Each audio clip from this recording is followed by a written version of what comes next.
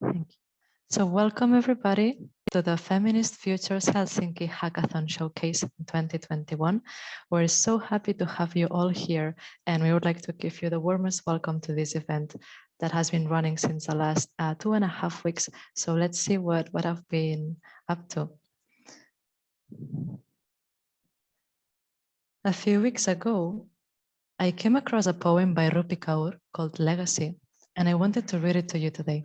It says, I stand on the sacrifices of a million of women before me, thinking, what can I do to make this mountain taller so the women after me can see farther? Feminist Futures started the mountain of work of the people before us that have left, so it's easier for us to keep working and dismantle those systems of oppressions that harm our communities. Systems such as white supremacy, patriarchy, cis and heteronormativity, ableism, or classism. And we make that mountain bigger ourselves and within our surroundings by engaging with friends, family, co-workers, with communities like Fem-R to contribute to anti-racism work, or Snowchange and Ellos Deatnu to contribute to decolonizing knowledge. The feminist futures to come, for me, started this mountain, but continue in the vision. So what do feminist futures mean for you? Take a moment to think about it. Think about what brought you perhaps to join us today as participants, team members, mentors, speakers, as audience. What things would you like to see in that future? How does it feel in your body to be in that future? And now in this space, at least 50, 60, 70 desirable, joyful futures are being imagined at the same time. And all these futures can coexist, even if they're contradictory. In this showcase, we want to show you how our community has used feminist scenarios to tackle a very wide and diverse palette of societal challenges. And we'd love to invite you to engage with this, whatever that means to you. And together, in spaces like this, in communities like this, we try our best to make that mountain taller, to listen, to learn, to share, and to continue the conversation and the actions. Well, we have quite a packed program today. After our introduction, shortly, we'll move on to the first track, which is the Urban Futures track, where the teams that work with Naisasialiitto Unioni and Reform Migri and City of Helsinki present their projects. And we do it like this, every group presents their work, and after all the three presentations, we have time for discussion, which we do in breakout rooms. So first, all three teams present, and after that, discussion. After Inclusive Futures, we have a short break, and then we move on to Wellbeing Futures, where the teams have been working with Naisten Linja and Fem-R, and the same structure goes on there. After that, we have a break and move on to the next half of the program, where we have Urban Futures track, where the teams have been working with FEMMA Planning and Lapinlahden Lähde. And then we have a short break again. And finally, we have our Eco-Justice Futures track, where the teams have been working with Climate Move, Ellos Deatnu, and Snowchange. And after that, we have a little time for next steps and thank yous and so on. So this is the program in a nutshell. Yeah, next, going into our values, I also just want to say a few words about our values going into this project. We had a visioning session at the very beginning, and some of the things we agreed on together with the core team is to put equity at the center of solving problems. We wanted to expand the knowledge of what feminism is and bring a breath of fresh air into the very sort of masculine and corporate and tech-heavy hackathon scene here in Finland. Also, just to bring together organizations and interested individuals who are willing to and passionate about engaging in these conversations. We all also agreed that we wanted to elevate emotion and embodiment, which is actually one of the 7 principles of data feminism. We also agreed that we wanted to encourage collaboration over competition, which is the reason why we won't be naming any winners today, but we do have a little something special prepared for the participants, but you'll hear more about that later. And as one last thing that was really important to us, was to keep the sort of project ideas so that they came directly from the community organizations we were working with, and who are working with these issues every single day. Yes, let's go to the next slide. Just a little refresher about the community agreements. I think most of us have seen these already, but remember to respect each other, sustain and dare to share, feel safe, lean in, include others, and value collaboration over competition. This is especially important for the breakout room sessions you'll be having soon. And also, just a tiny reminder, please keep your microphones off when you're not speaking. But yeah, great. Thank you. Yeah, we've had so many people involved in this hackathon that we don't actually have time to go through all of them right now, but I do just quickly want to highlight our wonderful organizing team. This hackathon is an initiative from a collective at Aalto University called Crisis Interrogatives that most of us organizers are part of. It's a collective in which we foster questioning and reimagine futures through research and design in crises. And I really invite you all to check out our website, crisisinterrogatives.org, and get in touch if you're intrigued. For the project tracks, we've partnered with 10 organizations. You just heard Eva mention them. And on top of that, we've had numerous mentors and advisors helping us and helping the teams imagine feminist futures. We have an incredible group of participants in this hackathon, and they've each brought their own unique experiences of being a person in this world to the work that they've done. And we're so proud that you all wanted to be part of this. And we're so proud of the challenging, worldview expanding, and really critical conversations that you've been having. This hackathon would obviously not have been the same without you all. Yes. So the hackathon journey has been divided in 4 steps: explore the context, reframe the project, imagine feminist futures, and communicate and share. So this is what the hackathon journey has looked like for the participants in the past 2.5 weeks, or at least in theory. In reality, it has probably looked a bit more like this, with lots of inputs from mentoring sessions, from the public talks we've had, and from conversations within the teams. And we're really impressed with everything you've managed during this time, and we can't wait to see it all soon. So now I'll pass the mic to Nitin for the final words. And in the meantime, I would like to ask the Inclusive Futures teams to get ready to present in a few minutes. Hi everyone, I'm so delighted that we have brought together this wonderful group of participants and our organizers to run this initiative at Aalto University. We have students from both the arts and science schools working together on this, so it's truly a cross-disciplinary initiative.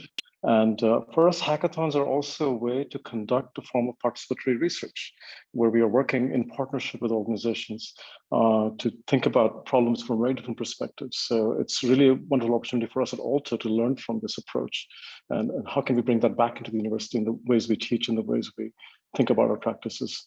I would also like to acknowledge the support of the Aalto School of Science Diversity and Inclusion Fund that provided a very modest and generous grant to support some of the initial activities of this hackathon, although we'll be looking for additional funding and support to engage the partners and organizations working with us on multiple projects down the road. And we'll talk a bit about that towards the end. So with that, I want to welcome all of you, and let's hear from all of the amazing teams about the projects they've been doing.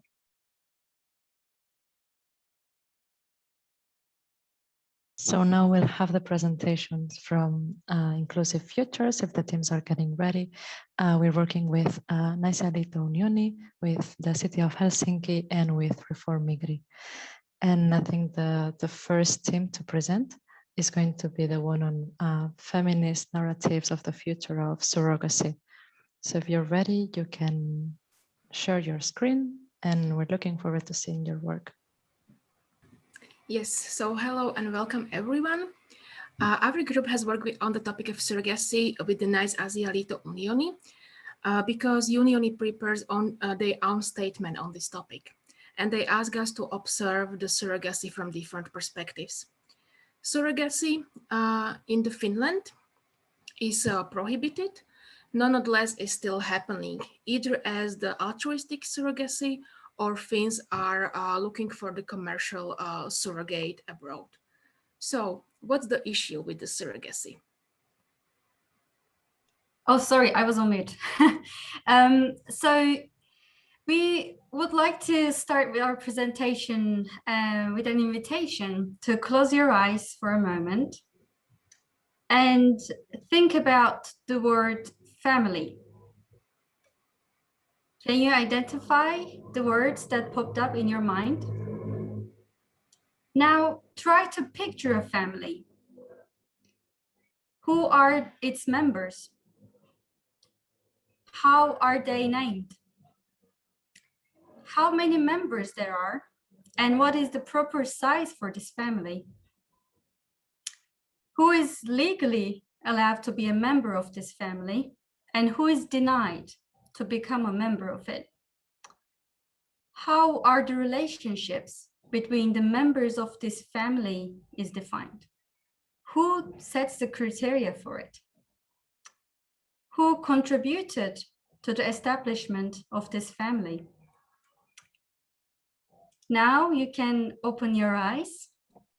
And was this something similar to this, what you imagined? Well, if so, you're definitely not alone.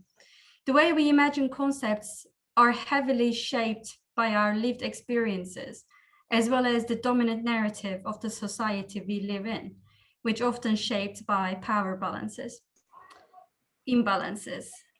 This little imagination exercise and the family you pictured will be our case study for the purpose of this slide.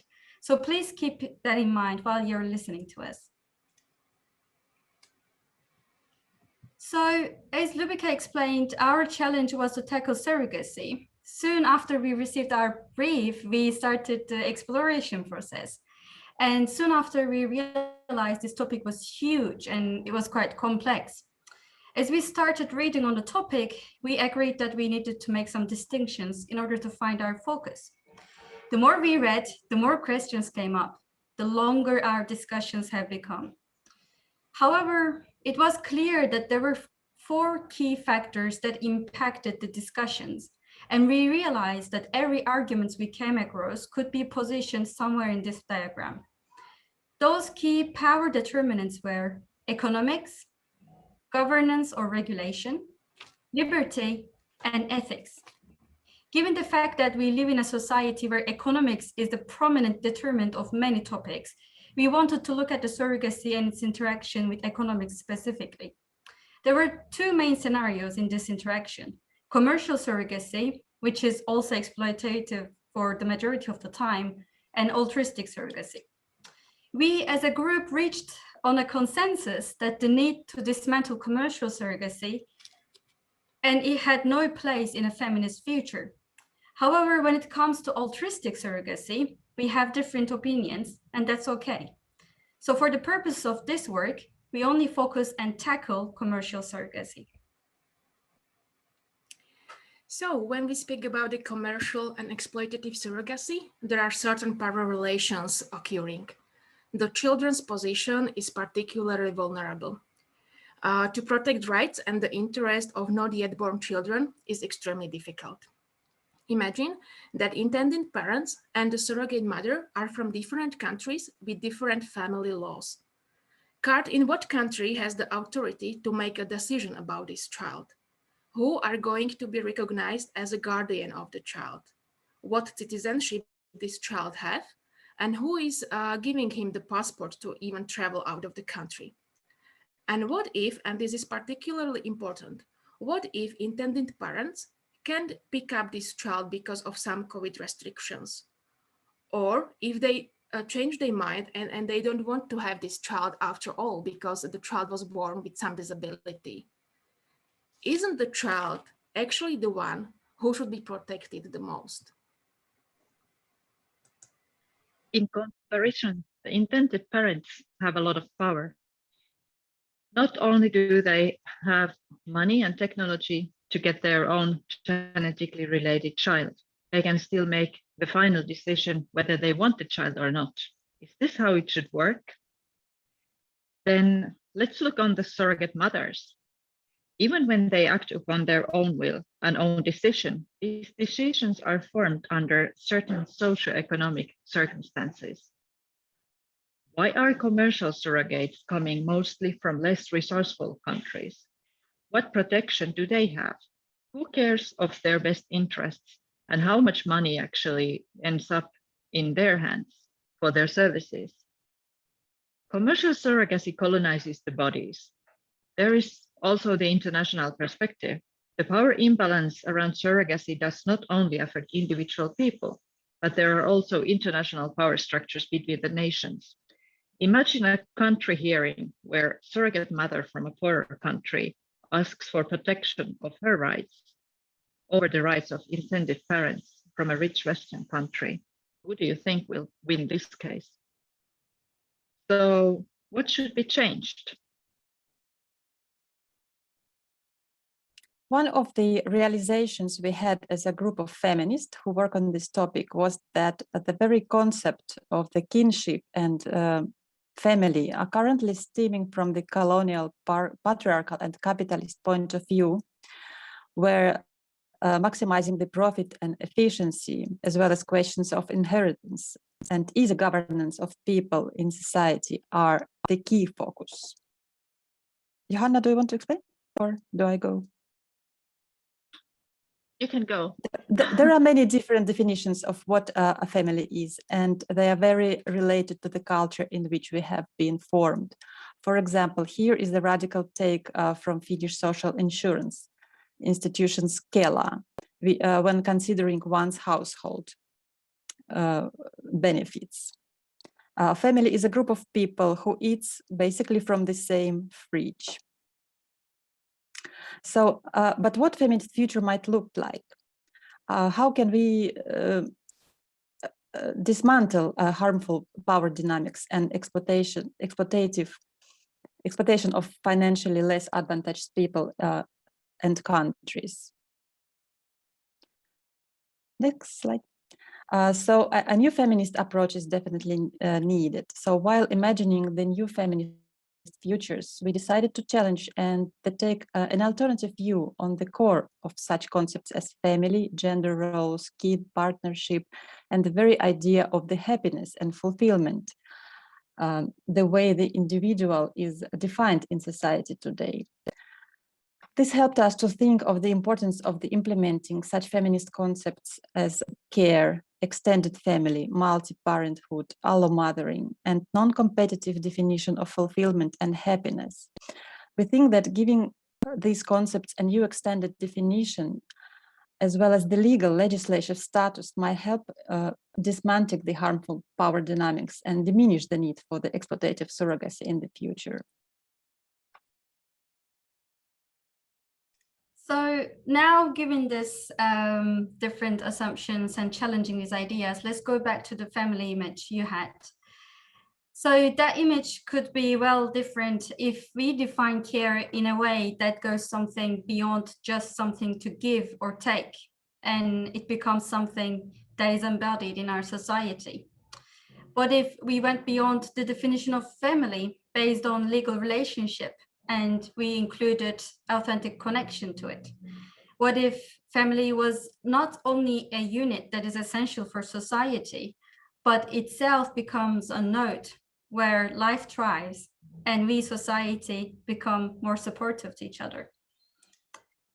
So the next slide, we wanted to show you what is possible basically with this work we did.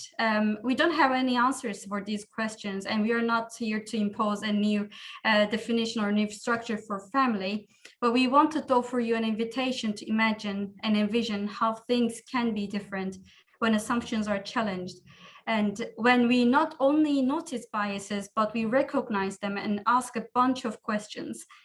Only then we can create futures where every single life matters, and that there are no numbers for assessing the value of lives. This in itself is a feminist act.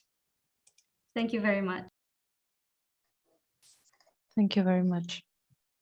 Now we'll hear the second group. So whenever you can start sharing the screen. Okay, so we are with the improving and decided that we could offer our thoughtful feedback to the Reform Migri petitioners and suggest some next steps for them. Our own group, our values we came up with were to be sure to value humans inherently and not just as an economic resource. And we want to see applications processed with some level of equity and certainly with dignity and well-being for the applicants. And we'd like to see a well-funded Migri that is also well-trained. I'd also like to point out that every member of our group has some relationship with the immigration process to Finland. So Reform Migri emerged this spring as a petition that grew out of some of the frustrations that international immigrants were having. And currently they have a leadership team, but they are not yet a formal association. And our group's impression so far is that Reform Migri, they have strong economic representation. They're prioritizing applications based on talent for economic purposes. So far, their geographical representation is somewhat narrow and skewed toward Asia. They have a collection of stories and narratives from problems that immigrants are having, although it's not entirely clear yet how those, what the kind of the chain of connection to Migri is. They definitely have been able to leverage some powerful allies to gain traction and some press. And they are clearly using economic arguments to help push the improvements in immigration policy. Let's see. So what we see is that the petition as it stands and the movement that they're creating would lead to economic meritocracy. It could potentially lead to migration only for the economically productive. They'd like to see a more flexible and compromising Migri, and that they are also expecting continuous economic growth that would help fuel the continuation of economic immigrants. So before I go on, I want to make sure that we're recognizing the honest hard work that the Reform Migri group has already done. And so we're offering some of these concerns and feedback in, in the most respective terms of recognizing that they have a lot of hard work to do in taking on the idea of improving immigration. So some of the concerns that we had that we'd like to bring to the Reform Migri group was that the petition is fairly narrow in its representation at the leadership level, as well as in some of the anecdotes. We think there probably should be some more rigorous analysis about how those anecdotes relate to Migri and how they relate, where they fit in the ecosystem of all the different organizations that affect immigration processes. They do seem to be hyper-focused on Migri itself, but there are numbers of other institutions in Finland that influence the process. Admittedly, you have to start somewhere. And then our sense is that the petition is somewhat unbalanced because it overemphasizes the economic applicants and does not explicitly mention applicants who are entering on a human rights basis. So some areas that would benefit from some deeper analysis would be reconsidering that prioritizing economic talent might not be helpful to all immigrants. In fact, it could be potentially detrimental to some other classes of immigrants. And creating kind of that hierarchy may not build the inclusive future that they are intending. I guess conversationally, our understanding is that they want to have a more broad approach to helping everyone, but the petition itself seems to be more narrowly focused. So you can't rewrite the petition at this point because it's already out there, but as the movement develops, they could be deliberately more inclusive in their language. It's also worth considering that there is a lower prioritization of essential workers. So people who would enter Finland and become, say, a grocery store worker, or someone who, you know, picks up garbage or something like that. So thinking about how those people can find a place in society as well. And so we also started thinking about what some next steps could be to help reform Migri to reach their goals. We think they would benefit from alliances with other associations. We've listed a few here: Think Africa, Diversified Nordic, Amnesty International, Monica Neisset, Naisten Linja, Fem-R, and I'm sure the list goes on. So kind of creating a broader ecosystem of support beyond just the business community. Applicants themselves could benefit from tools to have better access to information and more transparency of where they're at in the process. One area that we thought would be important for to focus on next is to have a visual representation of the process, like almost an engineering flow chart that shows each of the steps and what do you do next if you get a yes or no answer, and to help just lay out visually how all these parts and pieces fit together. That would help the applicants themselves, but I think it could also help the dialogue between or among multiple groups, the applicants, Reform Migri, and the institutions of Finland. And finally, having a multicultural training for employees of Migri, so they have a better sense of the factors that are typical for applicants from various countries. So finally, we'd like to just restate some of the things that we would imagine coming out of the efforts that Reform Migri is putting forth. Number one is just taking care of each other as humans, but also ideally having a well-designed and efficient Migri that represents not just the needs of the applicants, but also the needs of Finland itself. And that Migri can play a role in welcoming innovation and cultural diversity and know-how, and generally be thought of positively. So thank you. Thank you so much for this wonderful presentation. Remember that you'll have time for discussions after this one in the breakout rooms. So now we will move to the third group. That is the one who was working with City of Helsinki. All right, you can see and hear me, I hope. Yeah, welcome everyone. I'm going to be taking us through this journey that we've taken to enable age-inclusive participatory communities. And I'm Walya. I'm presenting on behalf of my group that includes Sarah, Katrina, and Joanna.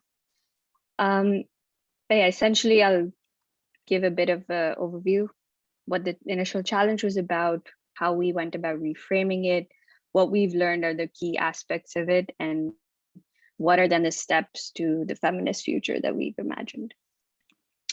So we started with this prompt from the City of Helsinki, who told us that they would like to involve the seniors in society as more active volunteers and not just passive receivers of services. So how can the concept of volunteering, giving your free time to activities around that are available that need some help, or you need to provide a hand, or just how can that be expanded to just providing time?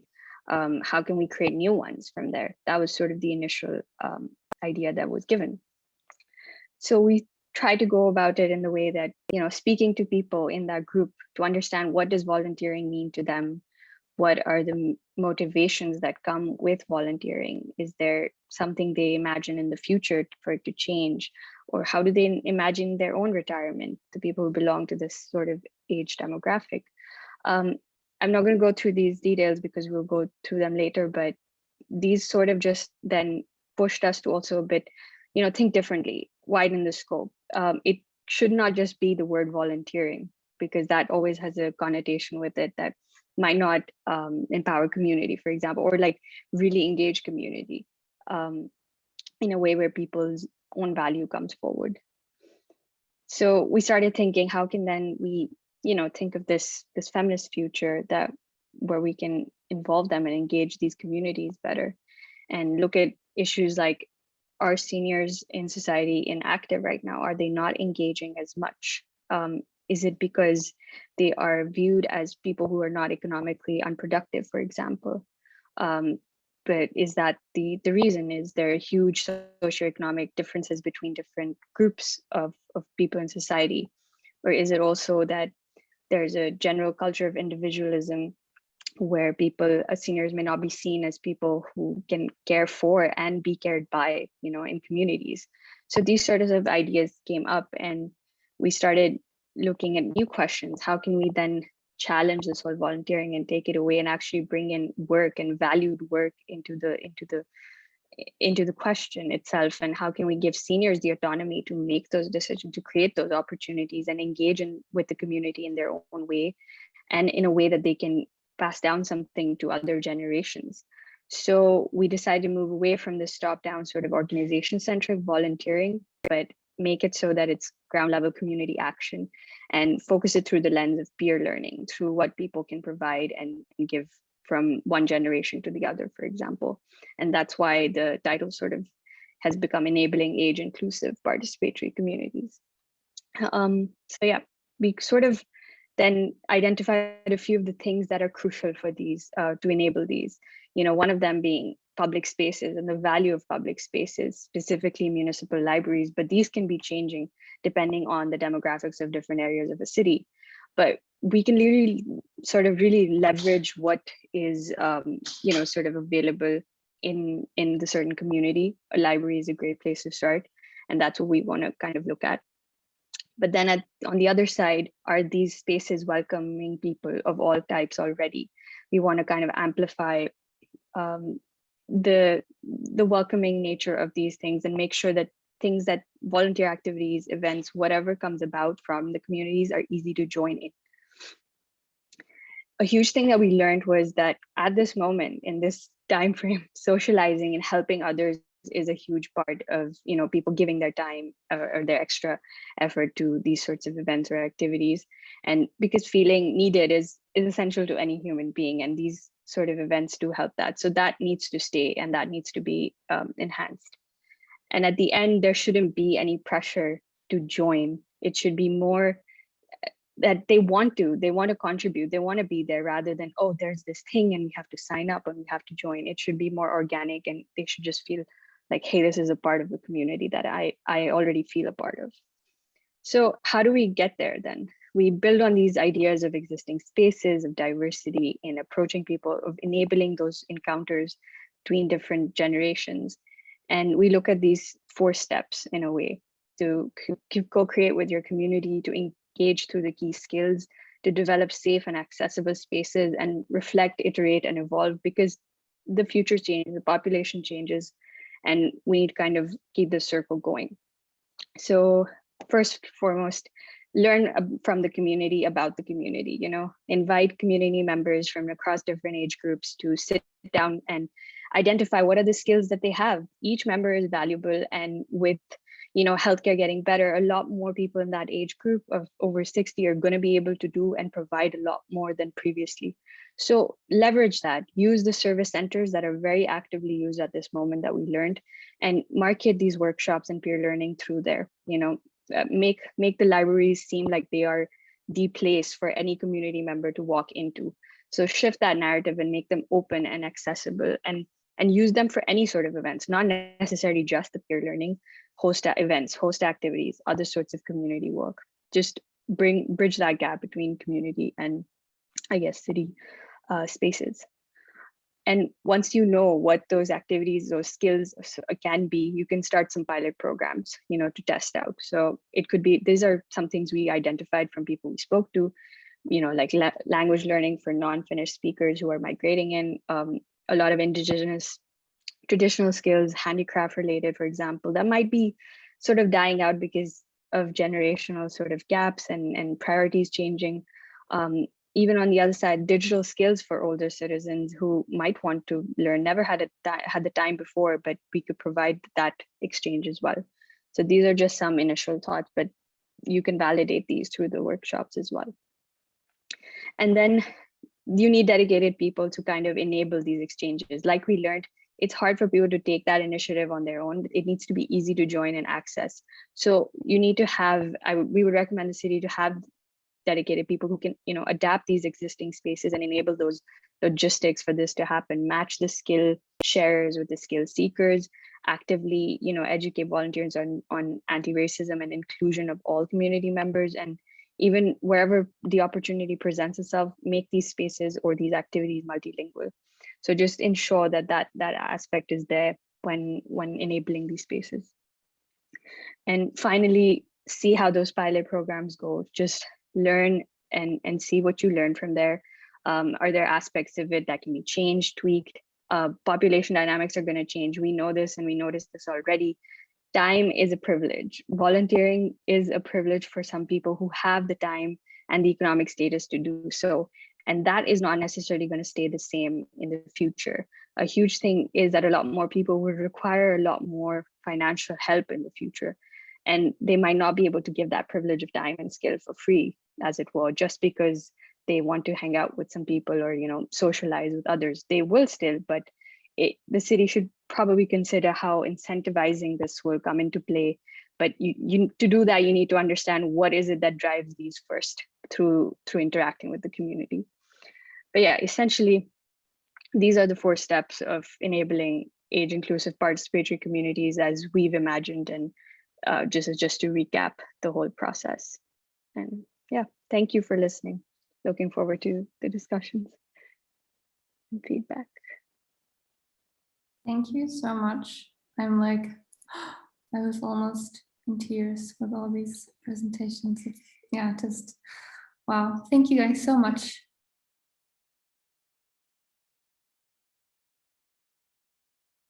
So we've got the well-being track coming up now. And for this track, we've partnered with the feminist and anti-racist NGO Fem-R and the verkko project from Naisten Linja, which works to support women and non-binary people who experience online violence and harassment.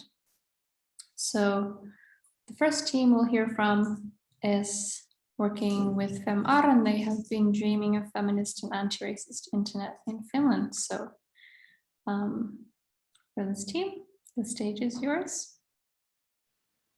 If everyone can see this and hear me, hopefully.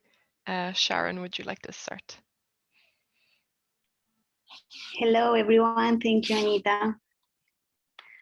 Well, yes, our group is dreaming of a feminist and anti-racist internet of Finland.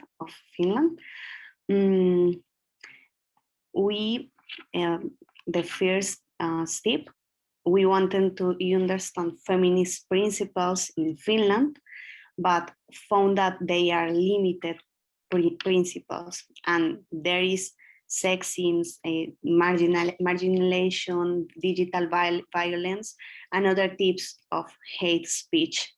Fem-R it's a feminist and anti-racist website, organization, better, that is looking amplify discussions about feminist principles of the internet in Finland.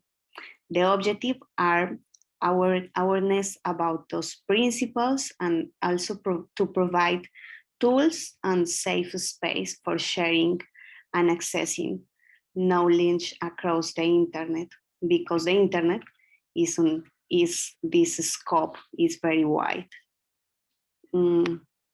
So for this reason, our project it's online feminist living room. In this living room, we can create a safe space. Our focus will be on facilitating interdisciplinary conversation with tools to manage digital violence. Our concept in online feminist is, again, create a safe place for people. Everyone can talk about anything and everything. Every time we have 7 concepts. Our 7 concepts is first, sharing of information, organizing and hosting events, educating.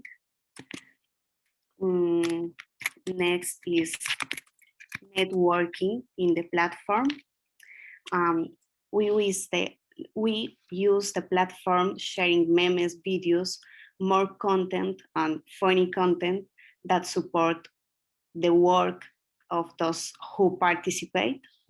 And it's of course open source because it's important for hear everyone and hear every experience too. And finally, we have empowerment in our community. That is how to approach. Here they engage, they create community. And our objectives, it's 4 big objectives. It's 1, create community, and 2, to build solidarity, establish and share content in a platform.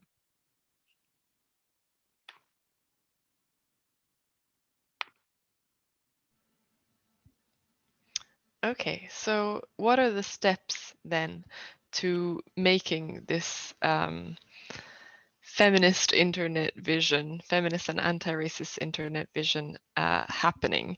So as Sharon presented, the first big proposal would be this platform, this concept of a feminist living room.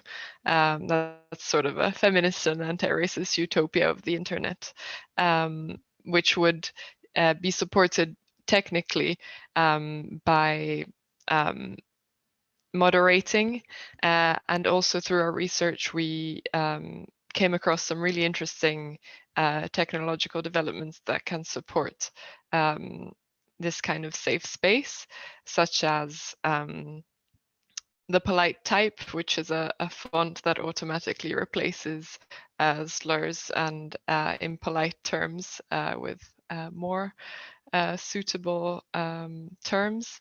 So overall, our research has directed us to a great variety of different resources and tools that can be used to open up the discussion on a feminist and anti-racist internet. And as a group as well, our vision was our visions were diverse, and we came up with many different sort of ideas to address this lack of discussion. So one first option or first step that we came up with was the launching of a social media campaign, mainly in Fem-R's channels, but also any other organizations with similar values, principles, and objectives. And the purpose of the campaign would be to really work from the bottom up. So get experiences, thoughts, ideas, feedback from all different types of marginalized communities in Finland, from women, from people of color, and the LGBTQ+ community. And the idea would be to activate and encourage people to share content in their social media using a hashtag, to really gain this compilation of input from different people, validation, and to develop an empathetic approach that really responds to the real needs of the community. And this would be the first step to actively start the discussion and encourage support from the public as well.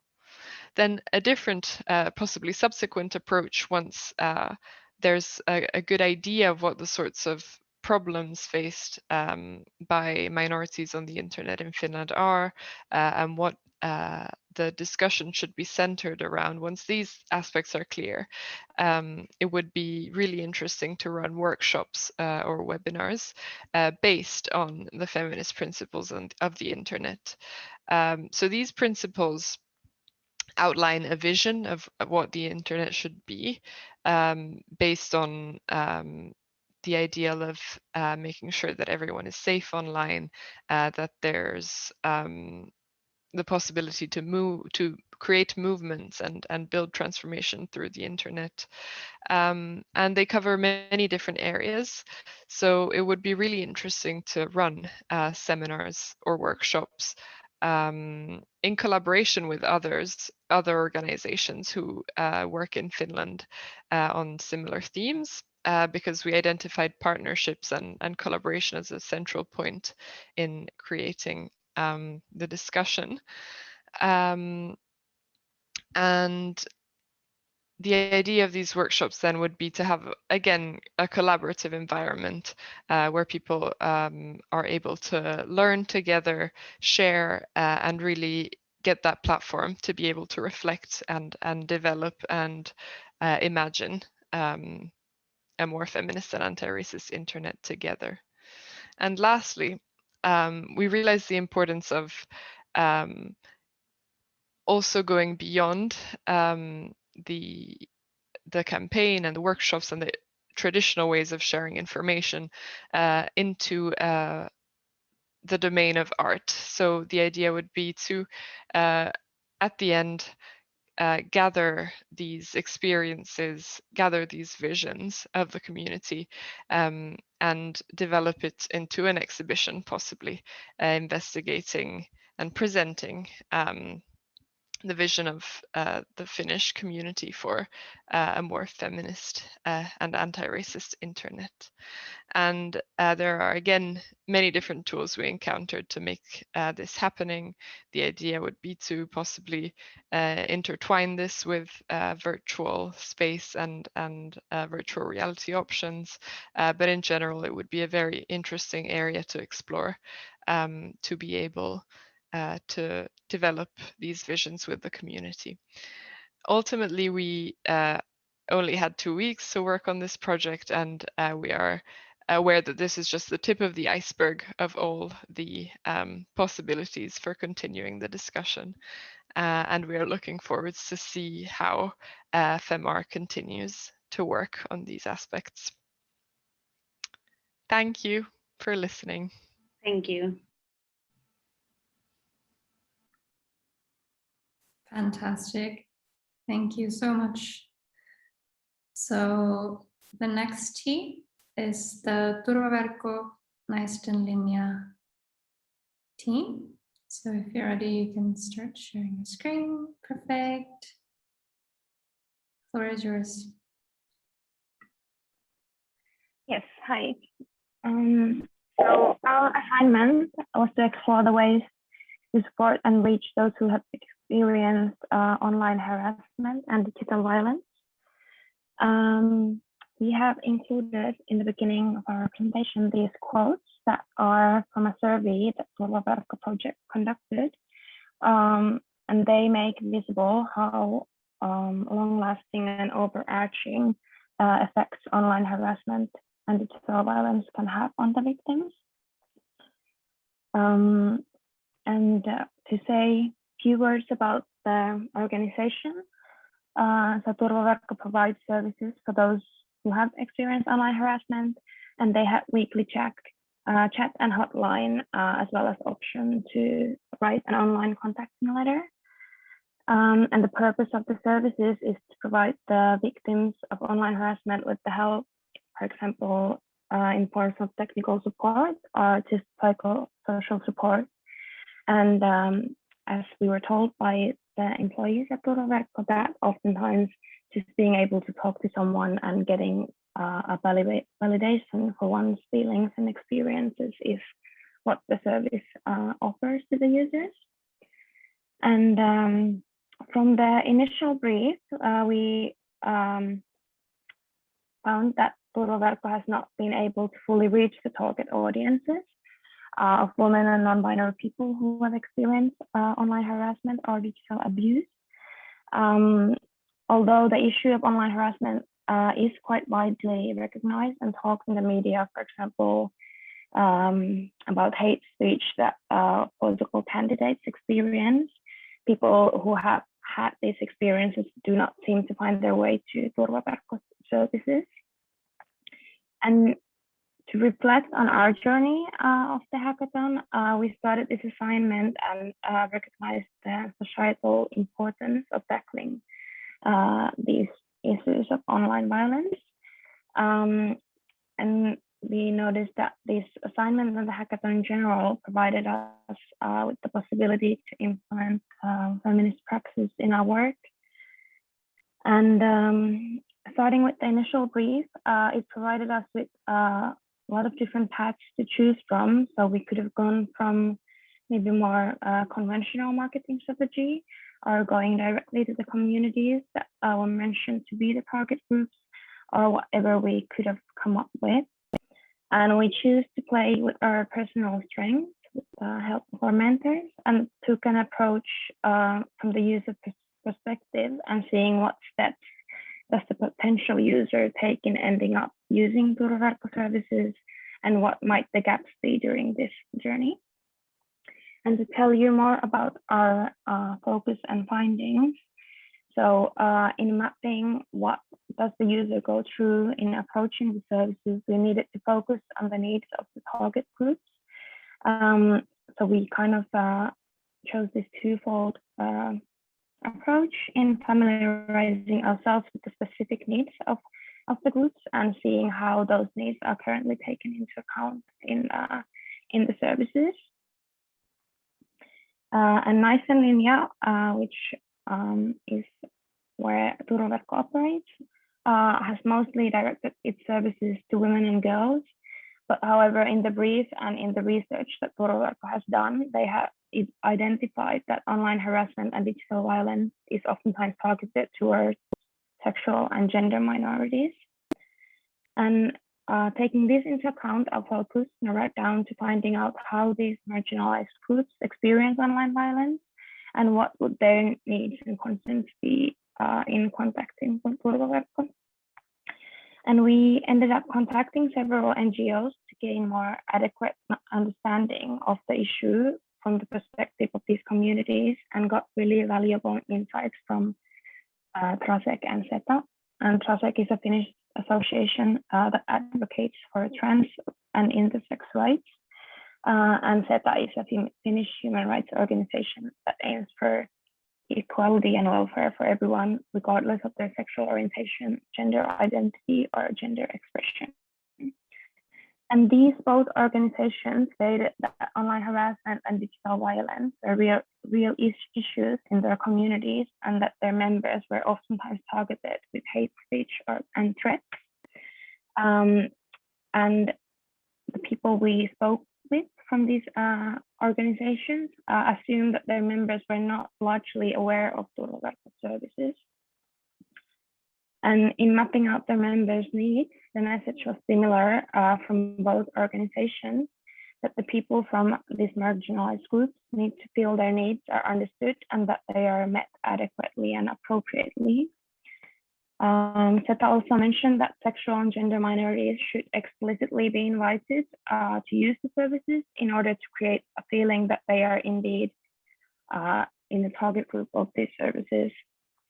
And Trasek stated that trans community can find it difficult to use services that are designed for these people because oftentimes the possibility of intentional or unintended transphobia and the fear of it can overrule the potential benefits that might come from using the services. And both Seta and Trasek commented that it is important to cater for the special needs for sexual and gender minorities and guarantee the expertise needed in meeting these needs. And this summarizes our findings.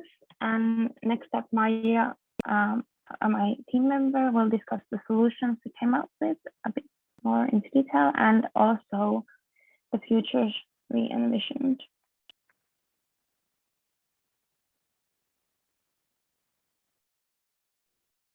Sorry, I was on mute. But yeah, I will continue.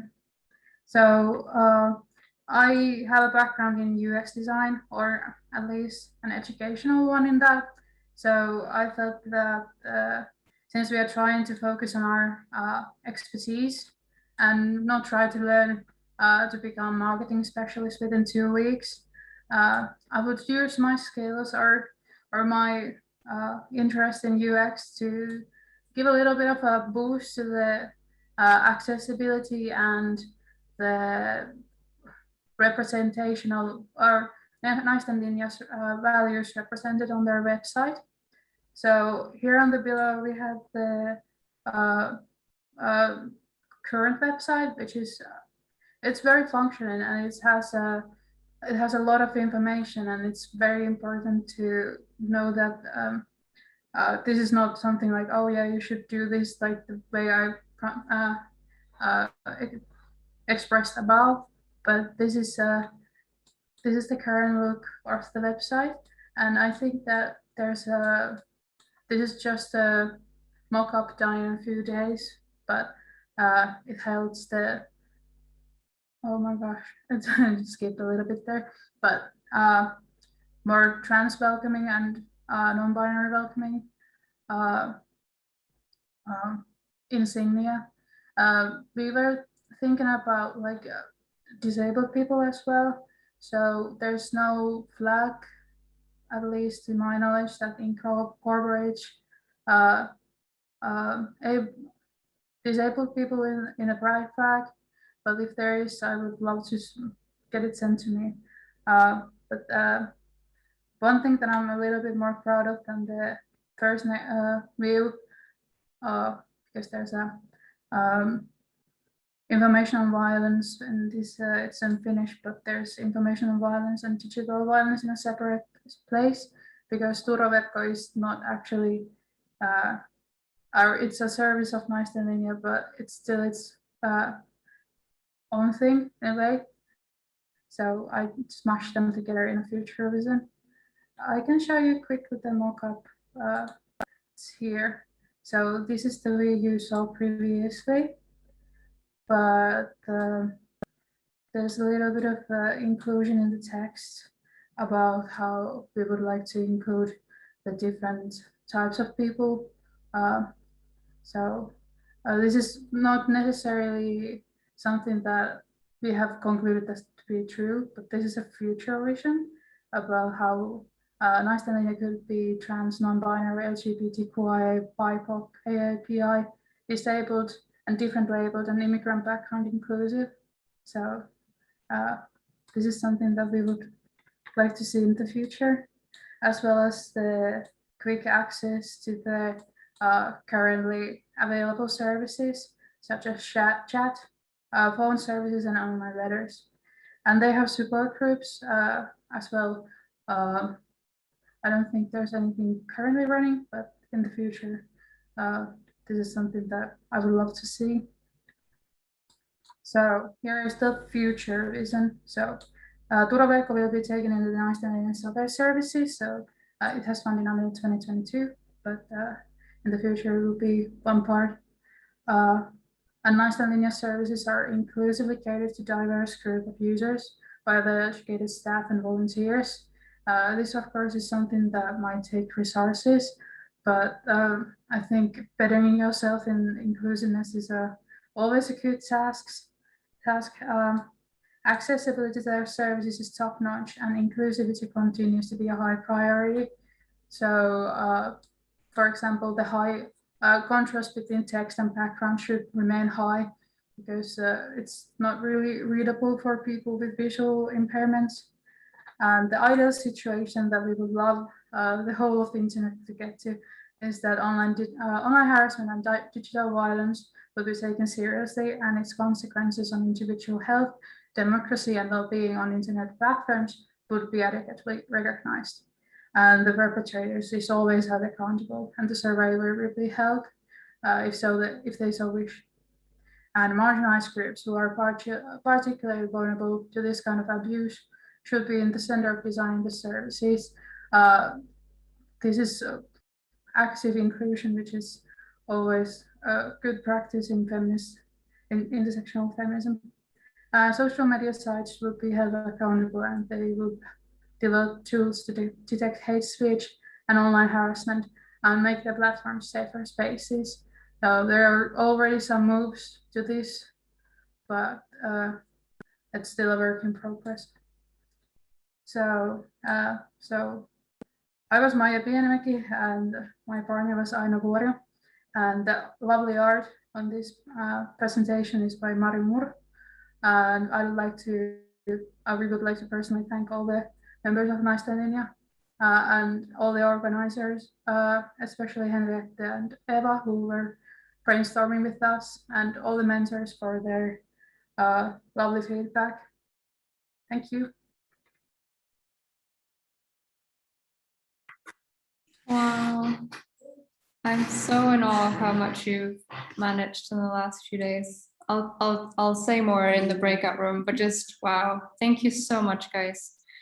So we'll move on to the final presentation from the wellbeing track. It's another team who's been working with Fem-R. They've been working on the topic of sustainable activism.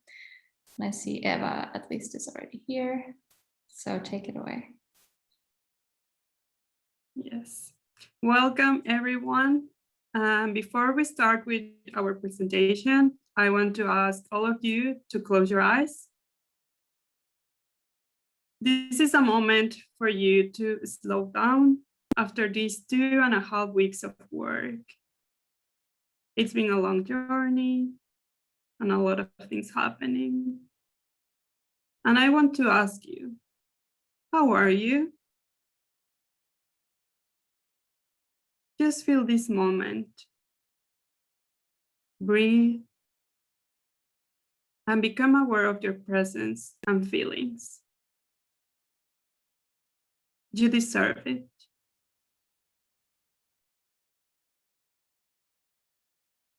Now, slowly open your eyes and come again to this space so we can present our work.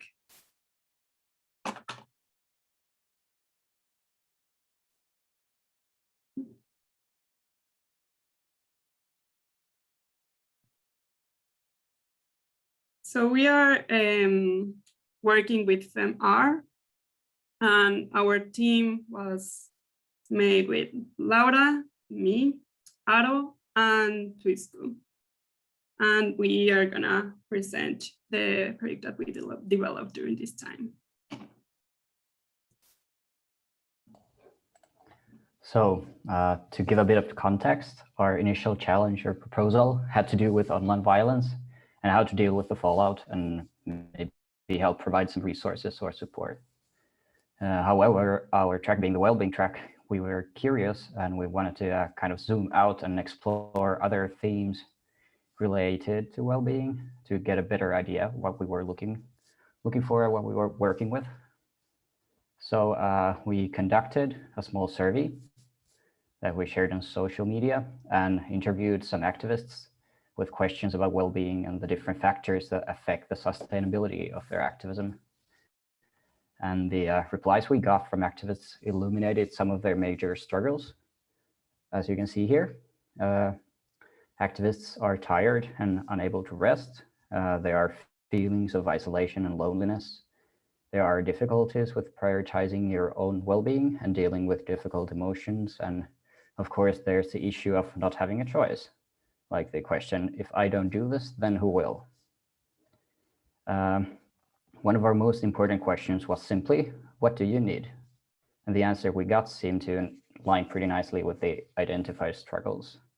So there's a need for safer spaces for resting, ways of sharing and connecting with other activists, stronger sense of community and more people to share the work with, and some means to share resources and opportunities for learning from others. And based on these answers and the discussions we had with our partner organization and mentors, we've reframed our project and kind of distilled it into these two questions. So 1, how to encourage reframing the idea of self-care and community care so that instead of it being an emergency measure or luxury you can't afford, it would become an integral part of your activism. And 2, how to create a space for care resting, but do it in a way that doesn't take more energy than it gives.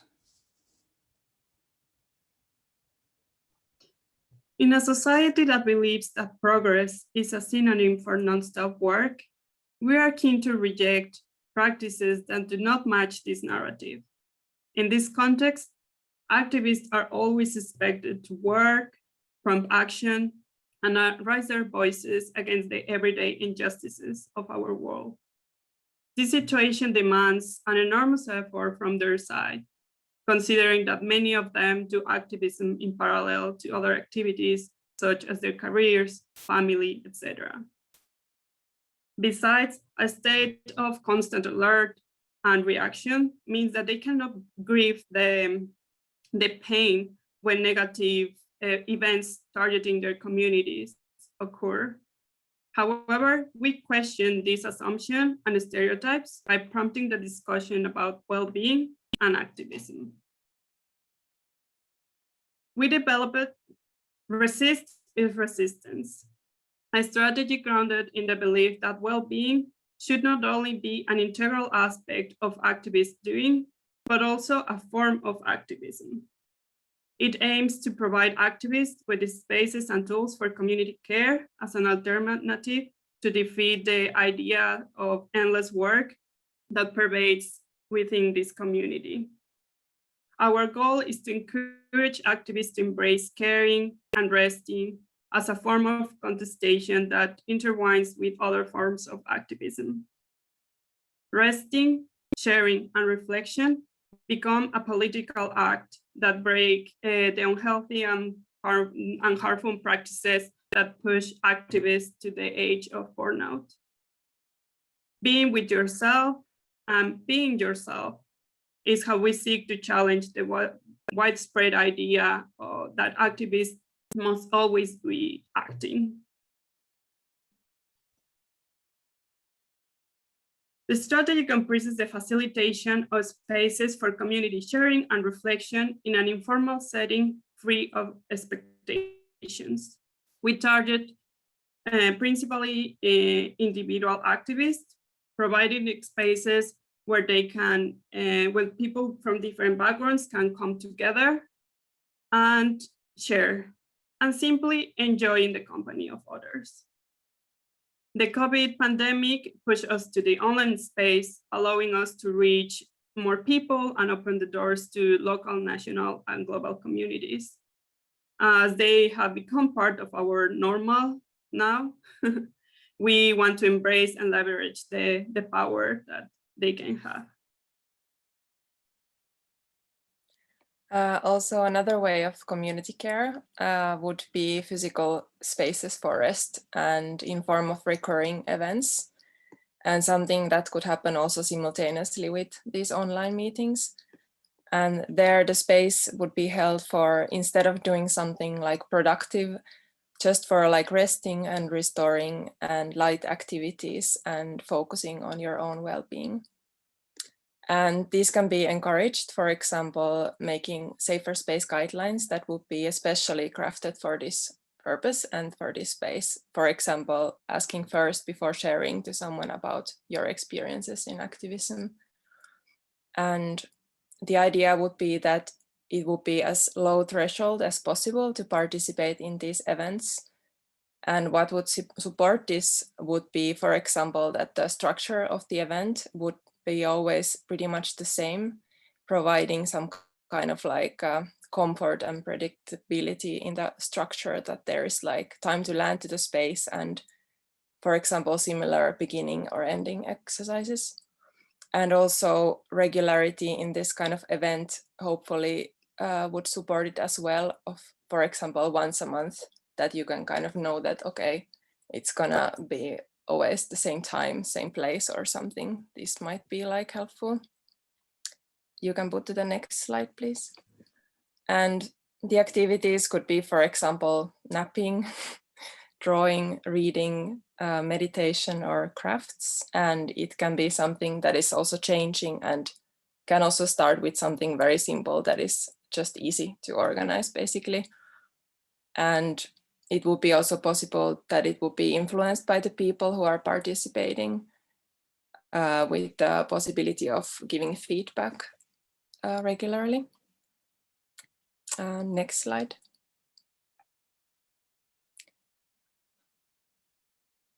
So what we try to also take in consideration is that resources are quite low. So we were thinking of ways how to make the organizing part also lower effort. So we made few toolkits. And one of them is a marketing plan, which is like a suggestion for how to reach people, both on online and for offline events. And also alongside marketing ideas, we can provide some ideas for funding and for possible venues and partners when it comes to the physical gatherings. And also we were thinking of making a task list for possible like organizers or coordinators. So it might make the work a bit like easier in that sense. So how do we imagine the future? How does it look like? We think about a world where activists enjoy the freedom of just being themselves. A world where activists can slow down and focus on who they are beyond the activist label.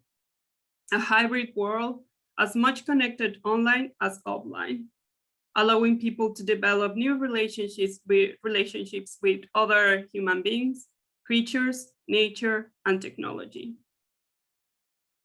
A place where moments of relaxation, such as napping, reading, and jamming together, generate satisfaction rather than guilt. All in all, a future where activists are more kind to themselves and a society that supports their well-being. Thank you very much. Thank you. Thank you all so much. I love this. Okay, so same procedure as the last round. I'm going to open the breakout rooms. And there'll be 3 breakout rooms, 1 for each team. And of course, the team should go into their rooms. The mentors should go there. Nitin, I know we can't split you in half, so I'm thinking you can maybe start with one group and then visit the other halfway. And yeah, I think we'll keep it to around 10 minutes. So we'll try to keep to the schedule. So I'll open the rooms now. And again, if any of you have issues entering the rooms, just let me know in the chat and I'll put you there manually.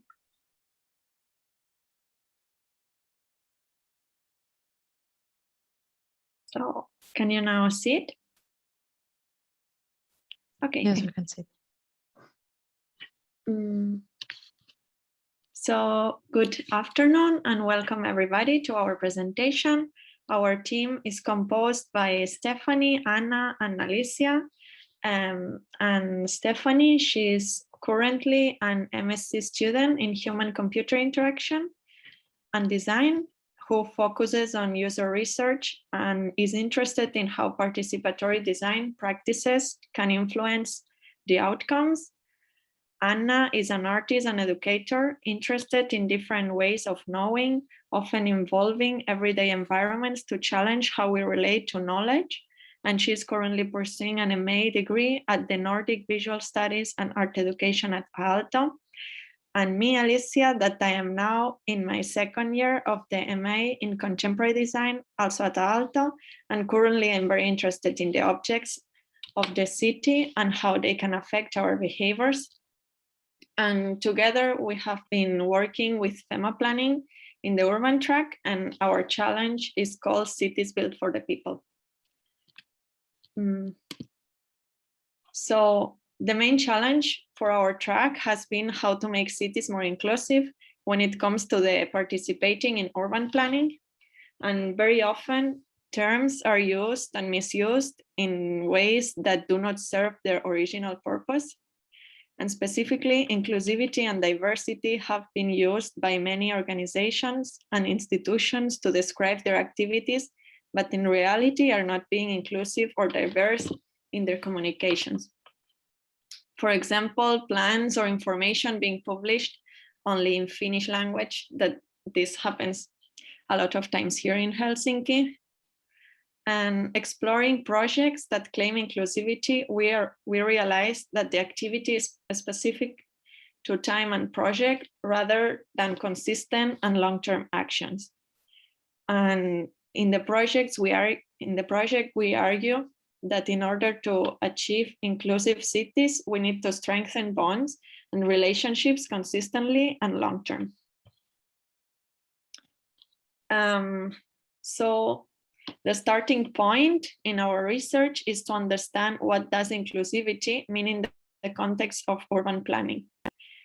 Urban planning is a very hierarchical process, meaning that architects, designers, and urban planners have more power at the time of taking decisions than the people living in the area. And for that reason, there exist projects that seek for inclusivity. They do it through online surveys, one-time events, when there is a project ongoing, and through giving information. This information seems to be transparent and constantly updated. However, the vast amount of data, the necessity of being constantly up to date, and the level of language make the information very difficult to read. And finally, communications are usually difficult to reach and not available for everyone. To break it down, we want to distinguish our proposal from a one-time event and offer a long-term one. We want to focus on a strength that is built up over time. Consistent practices of engaging, relating, knowing eventually lead to communities of people that feel they either have the agency or are confident enough to claim it. In other words, ongoing engagement benefits us all in being motivated to be more involved and participating in the shaping of our environments. Next slide, please. So, okay, how do we actually achieve participation when there is a lack of access to information and exposure to activities and decisions? It's by slowly setting up activities that aim in bringing people together and engaging ourselves in knowing our environments better, their pleasures and their problems.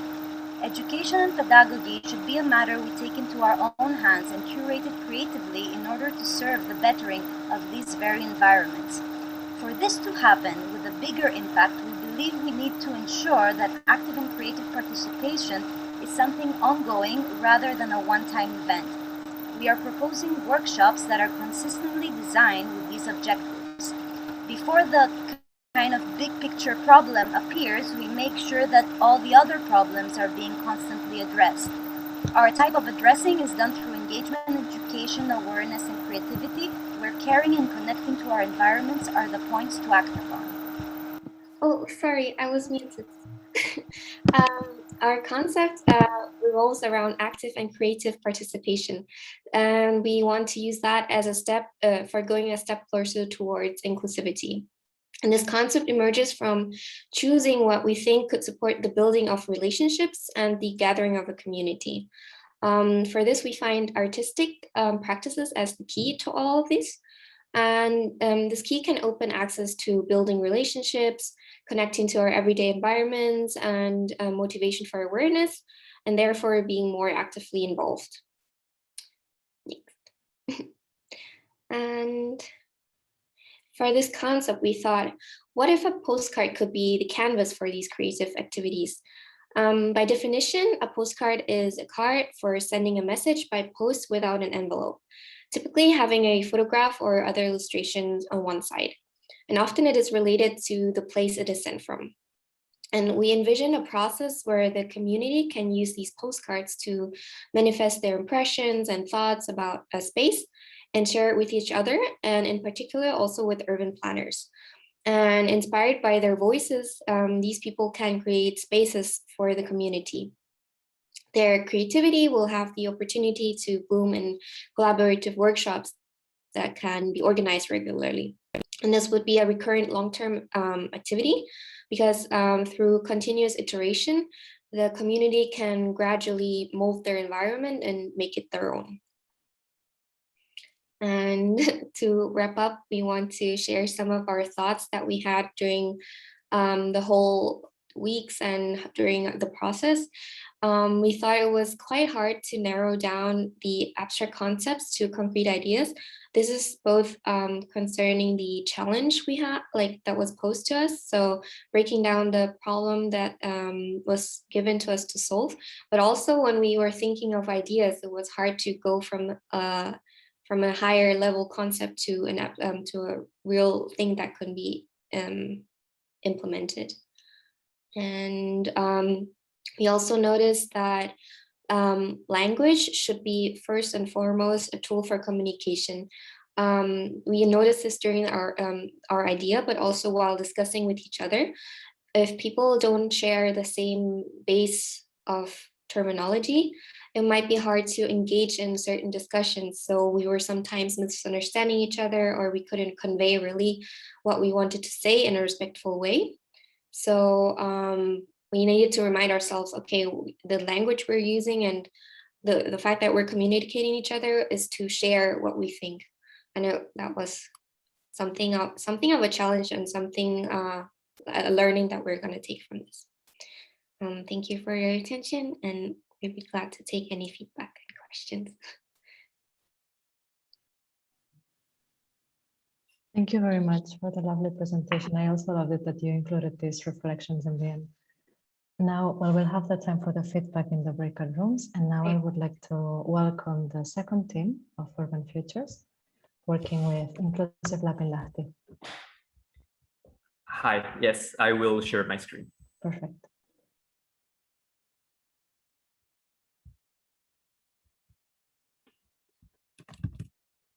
All right, can everybody see?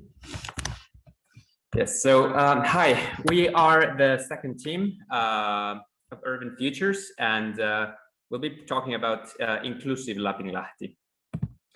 And so first, what is Lapinlahti? And it's a beautiful area near Ruoholahti, and the main building used to be a psychiatric institution.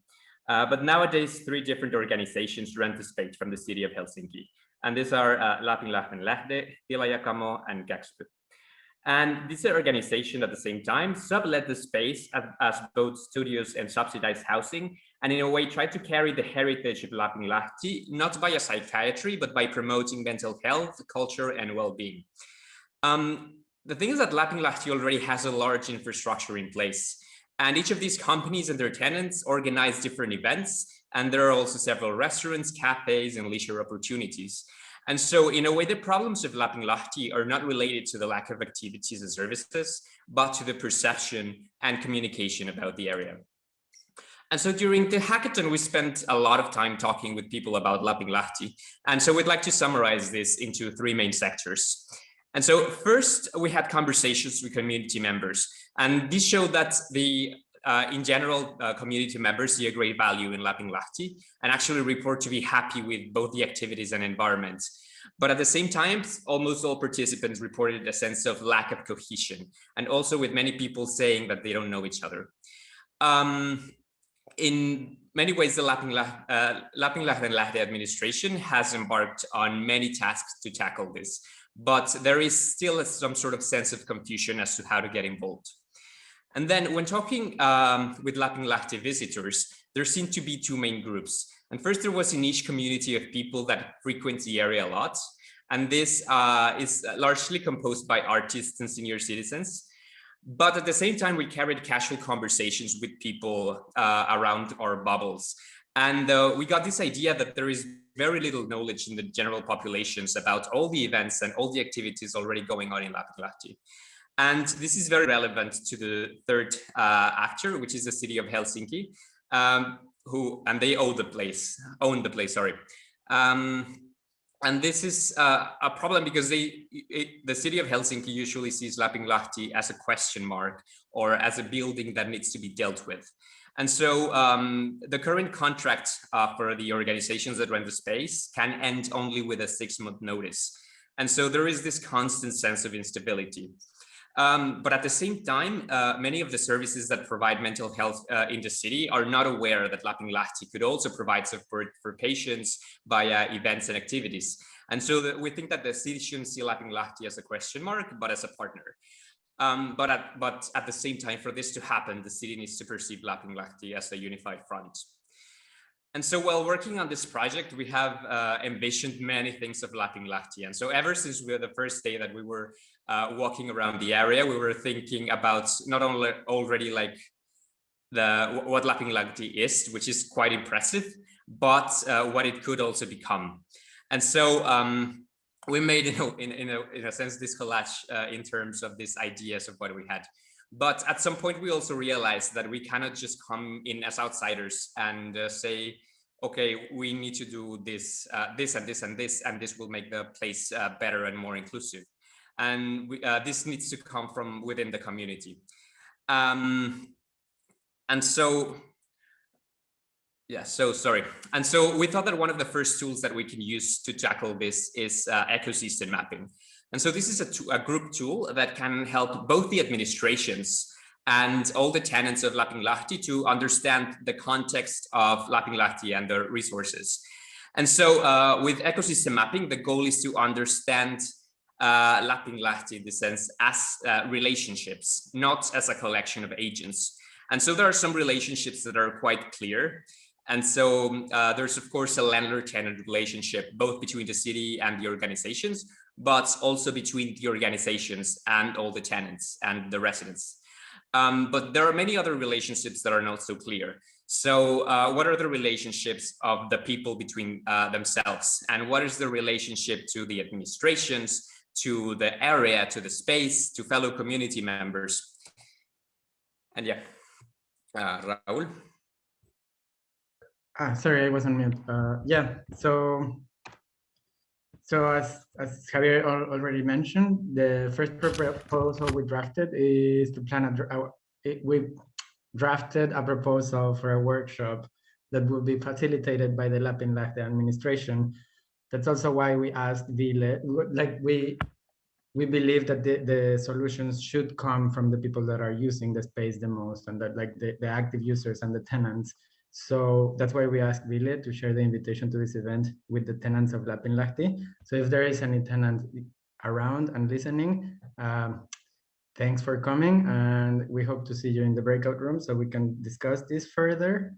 Nevertheless, yeah, the aim of the workshop is to have a clear understanding of the context, the problems and the resources, but there are other upsides of having a workshop.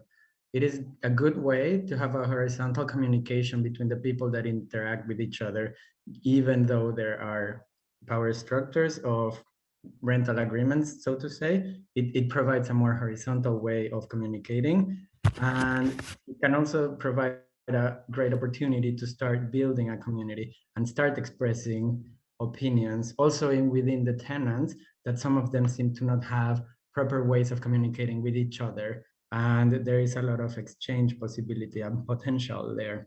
The roadmap of the workshop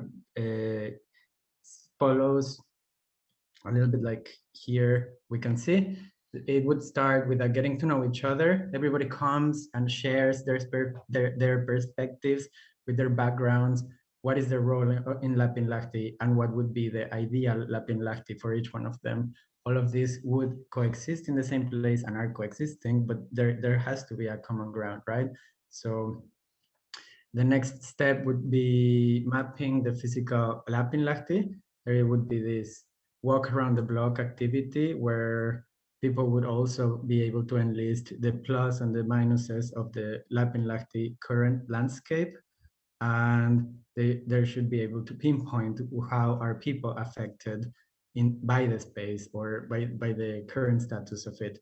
After that, there should be a discussion with key issues and problems that are perceived by the users of the space. There should be also discussion on who is or should be benefiting from Lapinlahti and who should be in command of the conditions of success of Lapinlahti.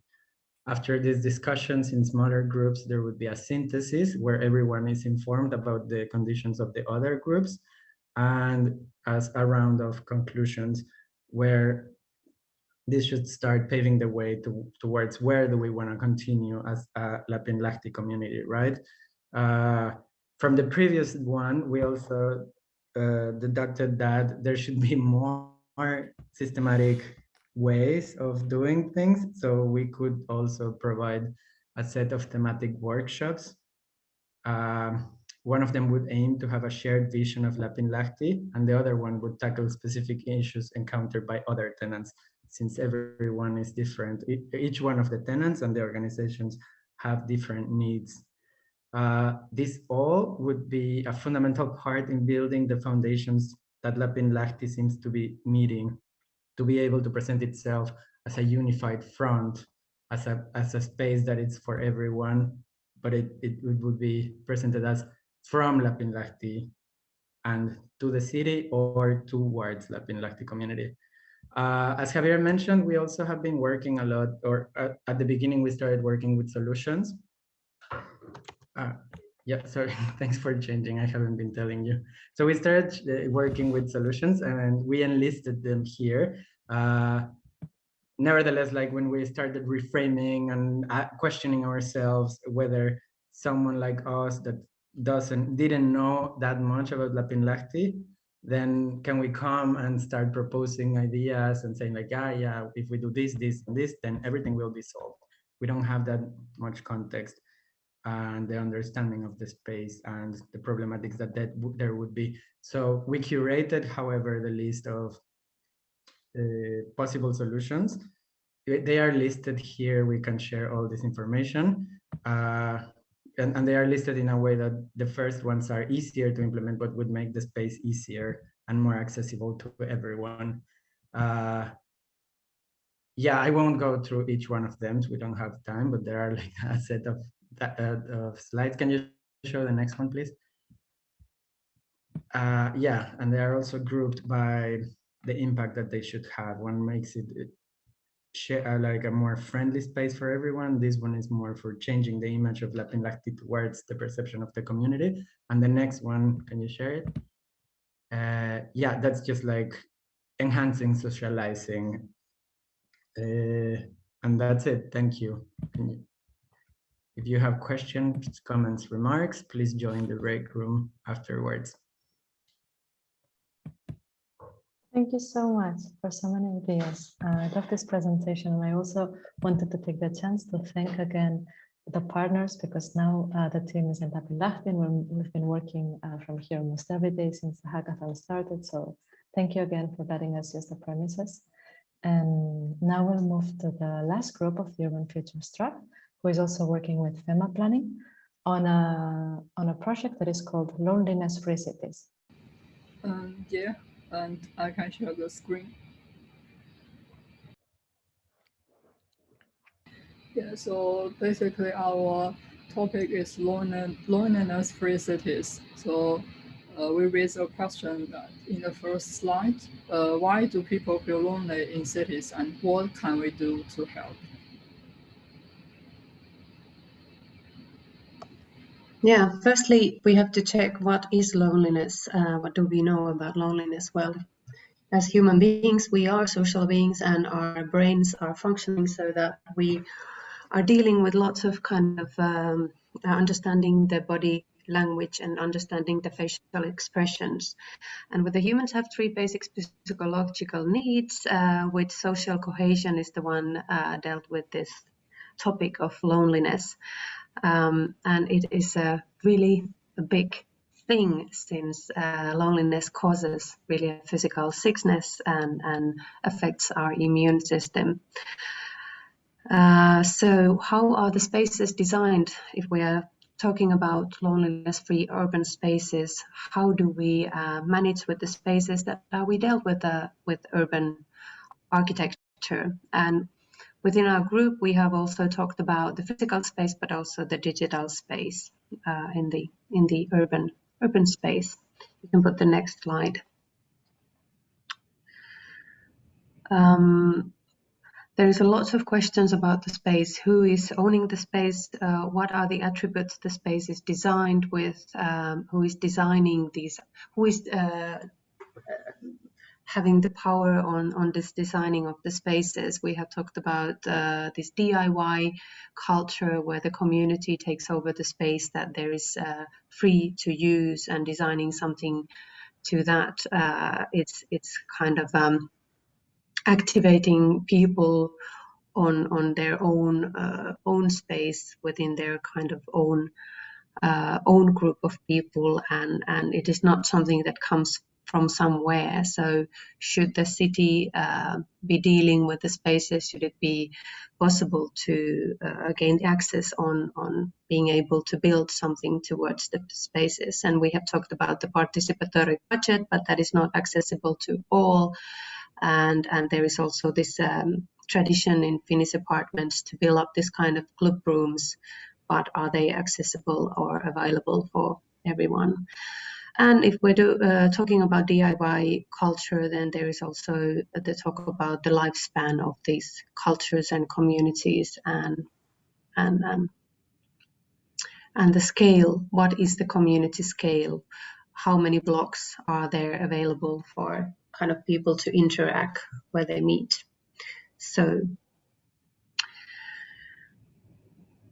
next slide. So then also talking about loneliness, it's a huge thing. As probably you can imagine, loneliness is just massive. So we were trying to, once we have focused it on the urban loneliness, and now we're trying to separate it into what the substance of this urban loneliness is after all those questions that Tutti just explained. So we found three main kinds of loneliness. Of course, maybe these are not all of them, but in the cases that we are working with, we found these three ones that are very important. So first of all, loneliness because of segregation that happens when there is any sort of isolation of a group because of any characteristic of that group. Then there's loneliness because of the built environment. How can the architecture sort of make us have a lonely life? How can the architecture of the built environment do that, right? And then the third one is in the digital media. So how the digital media is created in such a way that it also builds these bubbles of people that probably are either alone or in small groups and cannot really interact with each other. So then we decided to focus on youth in Helsinki. We tried to narrow it down, and we sort of believe that these are steps that we can use to reach a more loneliness-free Helsinki. Why we say more is because, of course, as one huge wicked problem, there is no way we can just erase it, but we are trying to improve the situation as much as possible. So first of all, we decided to try to research why people feel lonely here, because the circumstances why the youth in Helsinki feel lonely are most likely very different to how other groups of the population feel lonely in other places. Then to pinpoint those moments when people feel lonely, and then try to tackle each one of those moments, and eventually with tackling all these small challenges, try to reach the more loneliness-free Helsinki. So that's why we don't think about a solution for everything, for loneliness as a whole, but we can think about particular solutions for particular challenges that we found in Helsinki youth. And then finally, to integrate them into loneliness-free Helsinki as a system intervention. So this is the question: how does loneliness-free Helsinki look like in the future? Next one. So we've been doing a little bit of research of this particular case of Helsinki and the particular case of our age group that we chose. And how can this loneliness be tackled? We believe it's through improving the social fabric of the city. It's something, it says here, genuine connection is something that cannot be manufactured. So we cannot build connections between people, but we can make the space so that people can build connections on their own. We have here also some characteristics of we found in Helsinki youth community and why they may feel lonely, because there are also cultural and social challenges that are important. Next one. Yeah, and aside from the research we have done through the internet and also the document, we also conducted a survey that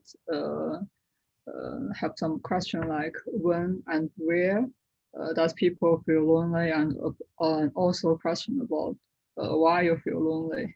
And then we found that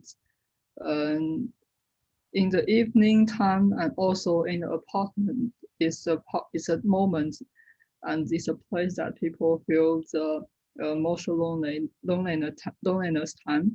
And also people also mention that they feel lonely on social media like Netflix, Zoom, YouTube, and also when they play music.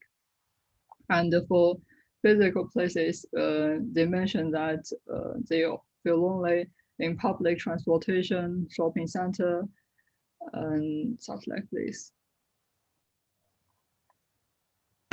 Yes, so then we went on into thinking of, okay, so what is already out there and what kind of like good, so let's say, examples there are already, and a little bit to map them out.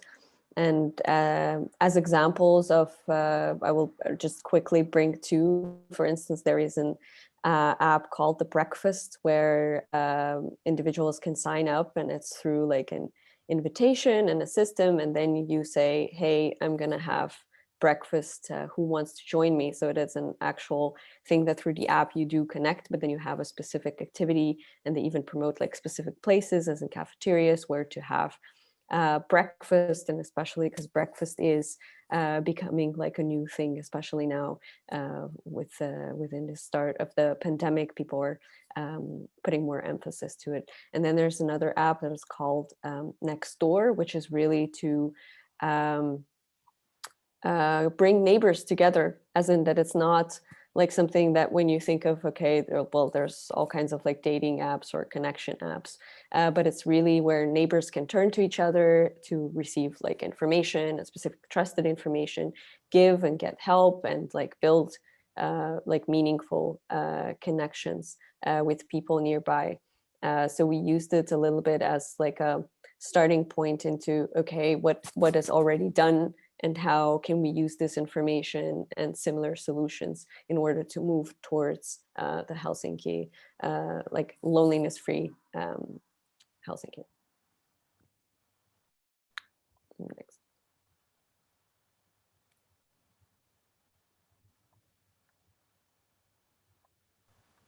In rural areas in Finland, it's common to say hi when you encounter another human being. Why it isn't so in the urban areas? If you're not used to say hello, it can be a little sticky at first. Don't be afraid, that happens to all of us, sometimes. You don't need to say hello to everyone everywhere, you'll only get exhausted. But what are the places that are yours? That belong to your daily basis? Who are there with you? You are a part of a bigger group of people sharing the urban space.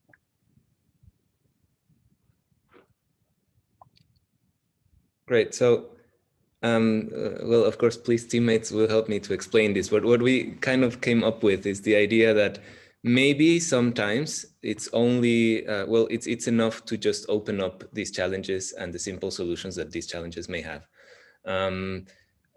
So for this reason, we feel that we can create a sort of a set of instructions, if you will, if you may, or more like a interesting small suggestions on how to relate with other people, and that can be a good way to learn how to engage, or to at least open up and think about how to engage with other people. Yeah, exactly. Yeah. Because sometimes it's about like a small thing, and what the research is showing that there's this fear of strangers versus cohesion of people that you don't know, and that there is sometimes these small acts of kindness that actually lead to trust and meaningful connections between people that at first don't know each other. But still, there should be some kind of structures that would kind of give the idea of this kind of kindness and social interactions. And is the city built up on which kind of design of the spaces? Are there possibility to have this kind of spontaneous happy or spontaneous some kind of interactions between people? Are there spaces for that, or are the spaces designed for doing something like or being as a consumer, or having some kind of other meaning than just to have this?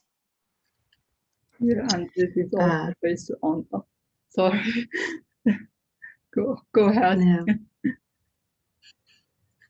But we were also talking about this kind of manual to give to the city personnel to respect the DIY culture and give kind of more value for that kind of culture that comes from the local communities, that it wouldn't come from the kind of the administration level, but it would need to have the space, that space that would be able to mold or design something that the local community feels that they need. And also the digital space, who owns the digital space, who makes the algorithms that does it enable people to interact and spontaneously interact with kind of words, with kind social interactions. Is that happening? Are those the basis of our designing of digital and physical space?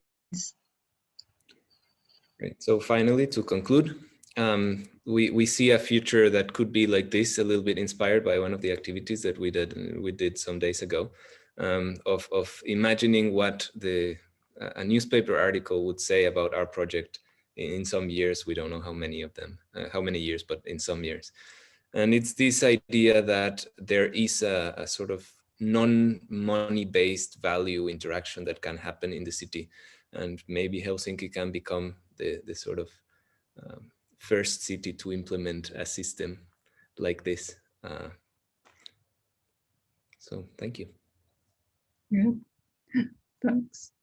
Thank you so much. That has been wonderful and so enjoyable to watch.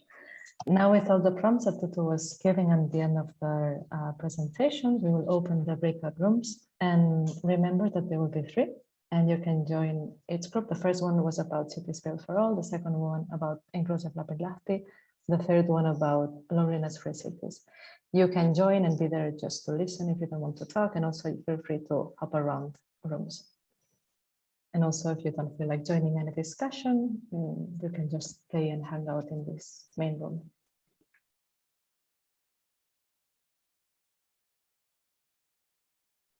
So now group one, working with Climate Move, take it away.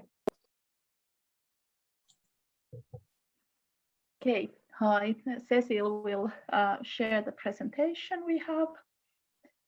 And I will start while waiting for it. So Climate Move is a 3-year-old Finnish organization that was born out of the Ilmastoveivi organization, Ilmastoveivi campaign, which gathered 60,000 signatures to a petition seeking to update the emission goals of the European Union. Climate Move's move aims to find concrete ways of moving towards sustainable society. They center themselves around political action, as politics create the playbook for both businesses and the individual. The movement seeks to monitor the fulfillment of political promises and to ensure that the transition to a sustainable society materializes in a way which is just for all. Climate Move desires a new narrative of a sustainable future, a narrative in which everyone is invited to create. They state in their manifesto that together we can find a unified voice and a clear message through which we will demand swift and ambitious action, and that they shall amplify the message of science until our politicians hear us out. So Climate Move and we think that solving the climate crisis should be inclusive and intersectional. In the project brief, Climate Move asked us to think how they, as a volunteer-based activist organization, could contribute to this development in Finland. We found this a vast and deep topic with no quick answers or suggestions.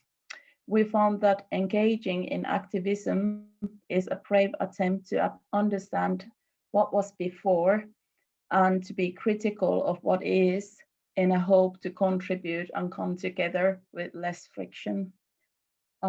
We benefit from the heritage of previous activists, meanwhile struggling with the flaws of unresolved questions. We are navigating between the sense of urgency and inevitably needed patience because no deep change happens overnight. So next, Cecile is presenting you an attempt to look into the present with compassion.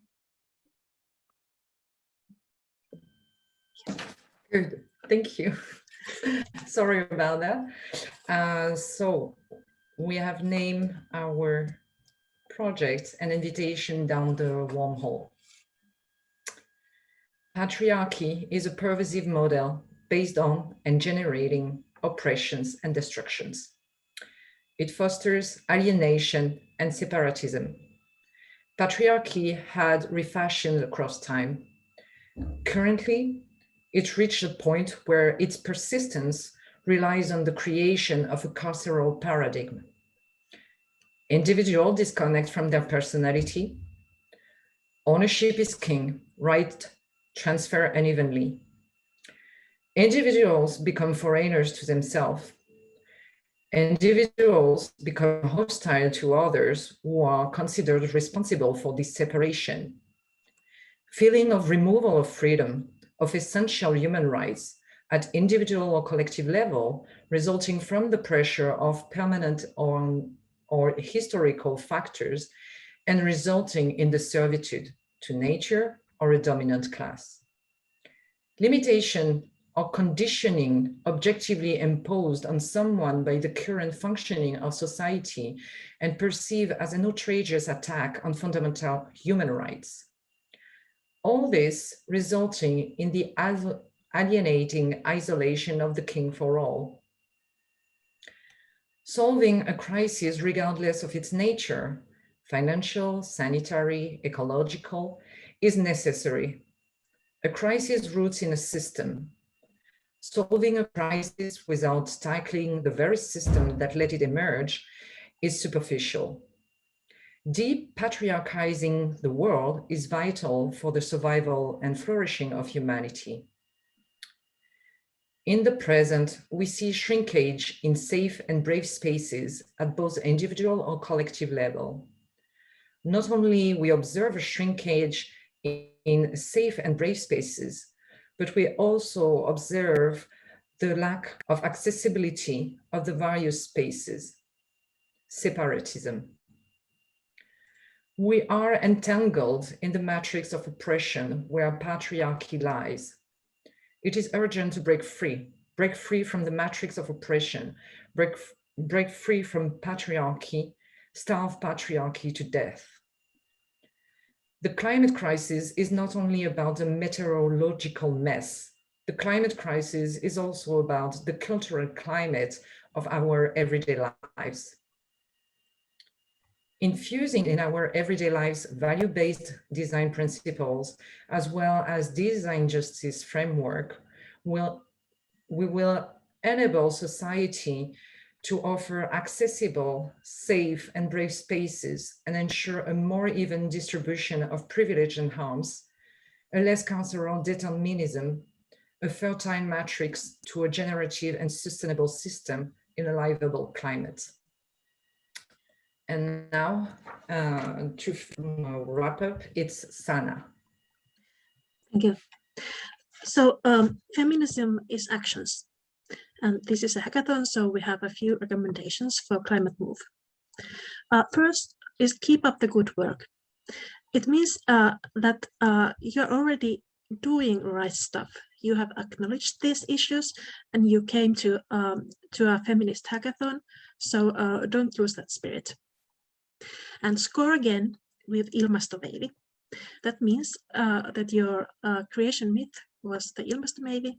So why not follow the chair of the EU Council? It goes around, and there's so much action going on, so you can easily connect with those. And go to places. That's like closer to home. When you have your events, make sure they're at different places. That way, the algorithms advertise them for you to diverse people. Yes, next slide, please. And some more action points. Create some brave space, because brave space will help you kind of internally keep the movement going. And that's some digital accessibility. That means making sure that you don't dump your information on people and wear them out. And finally, mapping the landscape for networking. It means that you need to we suggest that you you look actively for partnerships like you have been doing already. Before we go, I would like to personally invite you all to the tiniest feminist action. It's easy and fast. So look away from the screen. That's it. Thank you.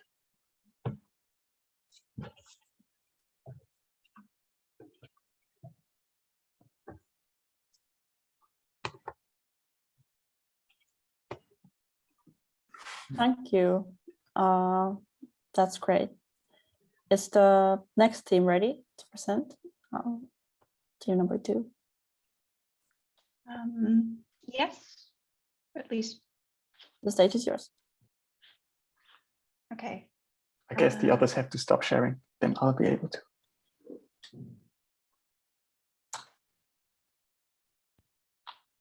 Okay, yeah. Okay, great.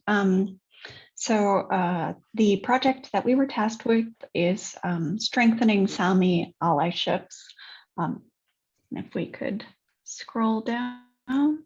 Yeah. First of all, we'd like to thank our mentors, Suna Valkeapää from Ellos Deatnu and Polina Fedorov from Snowchange. They were so patient with us and they gave us so much knowledge, and I really feel like we can't even begin to do it justice, but we'll try.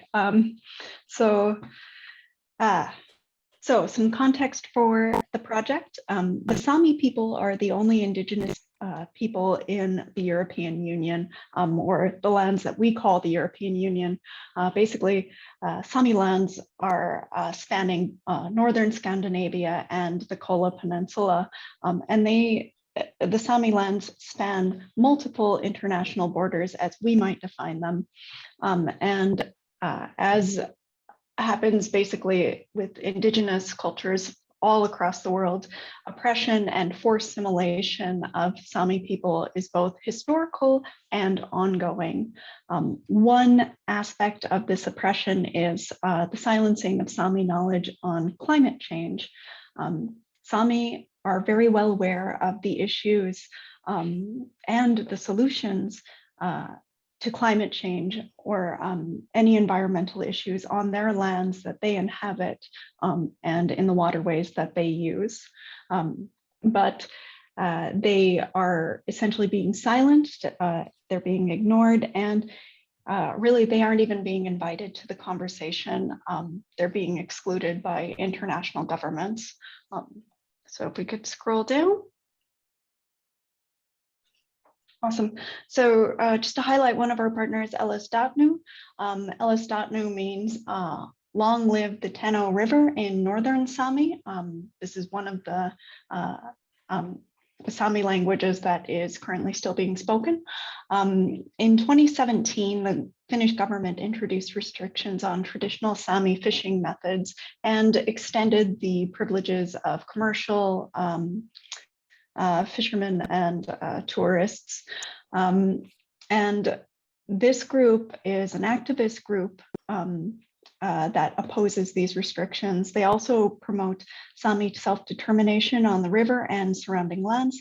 And they're also concerned about the non-sustainable fishing practices, but they stress that traditional Sámi methods have been in place for hundreds of years, and commercial and tourist fishing have not. And so really, it's unlikely that the Sámi methods are the problem, but nobody's listening to them. And this is just one of the examples that is, of course, very frustrating. If we could scroll down to the next. The other partner is Snowchange. Snowchange is an organization that works with local and indigenous communities in northern regions. They are dedicated to the advancement of traditions and culture, which they hold sacred. And Snowchange is also a network of local and indigenous cultures across the world, as well as a scientific organization with publications in books, scientific articles, photo archives. They also have a great website that really shows a lot of what they're doing. So those are the partners. We can go down. So hopefully this gave some context of the problem. And the question is, how can we help? And the first thing, step one, listen and learn. We need to be doing a lot more research. Don't put the burden on the mentors. A lot of that research needs to be on us. And so this transitions into Fayu's section. Go ahead and hand off. Yes, so for our project, we started it by defining ourselves what it means to be an ally and what it means to be an ally for Sámi people specifically. And it was a learning experience for all of us. And we thought it would be useful to share what we learned and maybe invite other non-Sámi people to think about this. So we started with the idea of active listening, and that meant, of course, we had our mentors who we listened to, but also we thought about curiosity and true interest and a way to challenge the acquired norms of coloniality that we all sort of have. And what we found very useful with this work was the quote that gets thrown around a lot in the discussions of allyship as well, which means which is that allyship should not be thought of as a label or an identity, but more of an action or a verb. So yeah, so what is actually what we wanted to say is allyship actually begins with you starting to self-educate. And we just wanted to say a few things or a few points to focus on. So Dom, can you maybe scroll back to the first slide? I want to say something about. So here are just some examples. Maybe I won't go through all of them because we have a very limited time. But what I wanted to kind of point out here is the question of trust and the acceptance of trust, building trust, taking a little bit of time, especially in the context of Finnish society, where the Sámi people have been oppressed for centuries, literally, and colonization and assimilation, all the silencing, and which is ongoing. So that's why I wanted to kind of draw your focus on trust. Yeah, okay, next slide, thank you. And then, yeah, we thought about simple things that everyone can kind of do. And yeah, there's a plethora of resources about Sámi issues from Sámi people.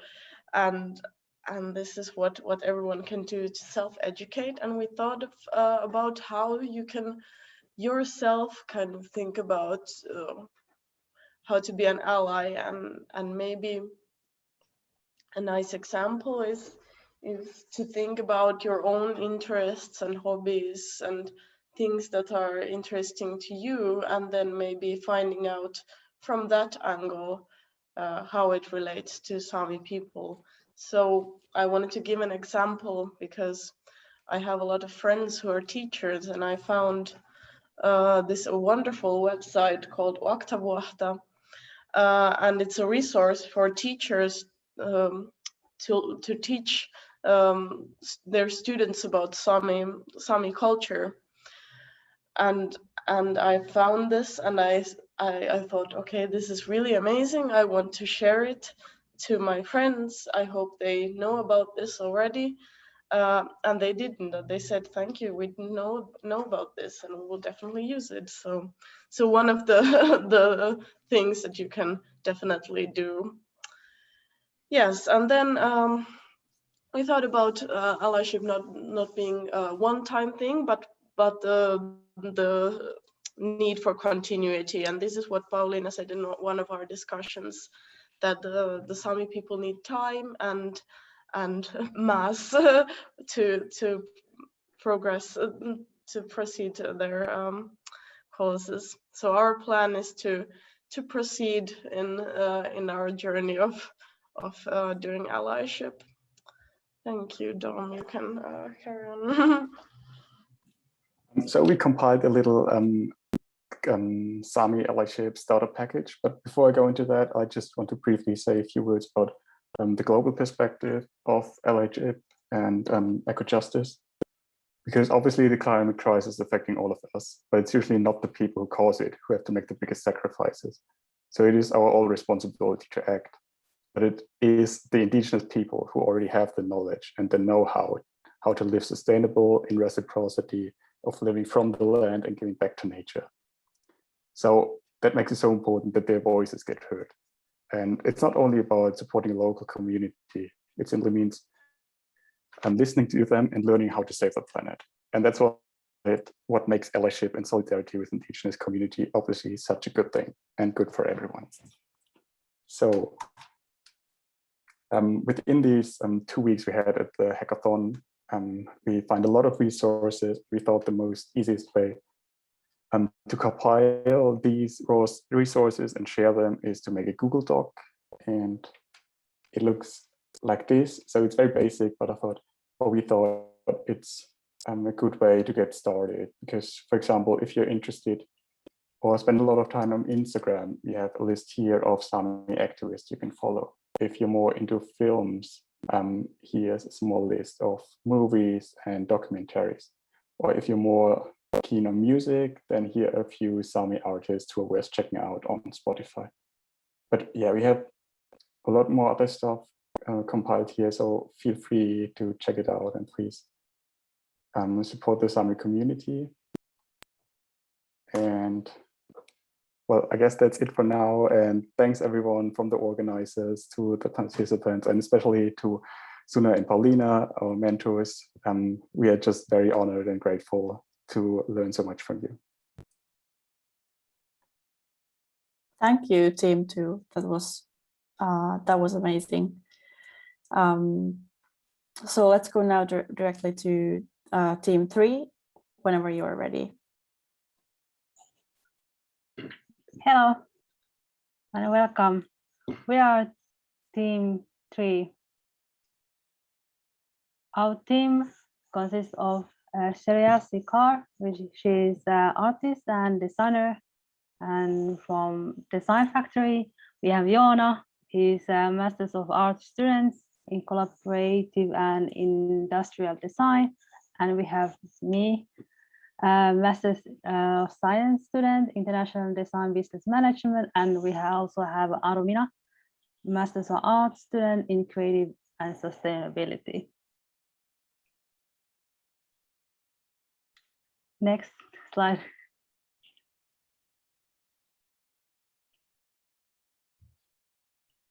Who we are as a team. 2 of our members are from Finland and 2 are from India. We are representing a variety of perspectives from within Finnish society and outside of the country. Our team consists of young, tech-centric and academically oriented individuals, and our multidisciplinary team has some understanding how things work in academic bubble. And we have also relative understanding of the patterns and effects of colonialism, which helps us recognize a certain way of colonizing other communities. We also are familiar how Finnish society functions and its culture and practices. So our project brief was about creating spaces for dialogue, and how might we create and maintain spaces where people can meet across generations, backgrounds, and experiences, and recognizing these histories in Finland, but also looking to the future of the environmental movement. Every person's different daily routines are the basis where it all starts from, and how could that space help individuals recalibrate their own horizons and find a common ground for the next step, and what kind of practices would help people stay sane in this new reality, seeing the world that we know is disappearing and seeing that something is coming which is alien to us. Yes, so things that we learned from the shared resources, community representatives, and first-hand accounts were that the Sámi have practices that allows nature to flourish and to live in harmony with nature. They are looking for interconnectedness between everyone. Mentoring also opened us the window to explore notions of colonialism within Finnish contexts, such as on how the observations made by the locals are consciously being ignored by the academic community, and from contributing as a valid proof for global warming. Sámi community wants to solve their own problems as they, not yet, previous day. Sámi community wants to solve their own problems as they hold the knowledge. And even though there's support from other indigenous, BIPOC and marginalized communities, the allyship network is really small and fragile. The people are not replaceable. I mean, every community, tribe, family, and individual has their own story and voice that deserves to be preserved. So we started looking into citizen science, that is a low threshold democratic tool that could help to gather and store observational data and bring forth the Sámi voice that has not been listened to. And by sourcing information through participatory action research and monitoring, the findings could help to advance scientific research and improve the public understanding by making the outcomes publicly available. Based on these insights, we formulated a couple of research questions for ourselves. How might we flip the disservice done by the Sámi, by the academic community, since they have been the subject to a lot of studies to the point of loss of privacy. What kind of opportunities could there be for providing access to an archived generational knowledge within that community, those communities? And how about the data and personal privacy? As mentioned, the supporting allyships are fragile, and individuals speaking for these communities through a platform could be targeted for internet harassment. So ensuring privacy and safety within this space needs to be prioritized. And we imagined feminist futures by turning these issues into a protopian worlds where the Sámi are respected as they are and included without needing to fit in, where the Nordic governments, corporations, tourism industry will not be benefiting from the Sámi people and their culture and lands, where the Sámi can freely practice their traditions and ways of life, where indigenous knowledge is not less than academic knowledge, and where there is more collaboration and less competition. And also one of the feminist approaches that we do have to this thing, to this unique problem, is that there is no ecological justice possible without acknowledging and campaigning for social and political justice. So therefore, to address climate change, we need to address the injustices that have happened to the Sámi community and to their culture in the north. So our suggestion is that we could somehow create a space for traditional knowledge and practices of the Sámi through a participatory digital platform. And this serves as an archive. And at the same time, there is real life activities such as workshops and events which kind of feed this archive and also are informed by the archive.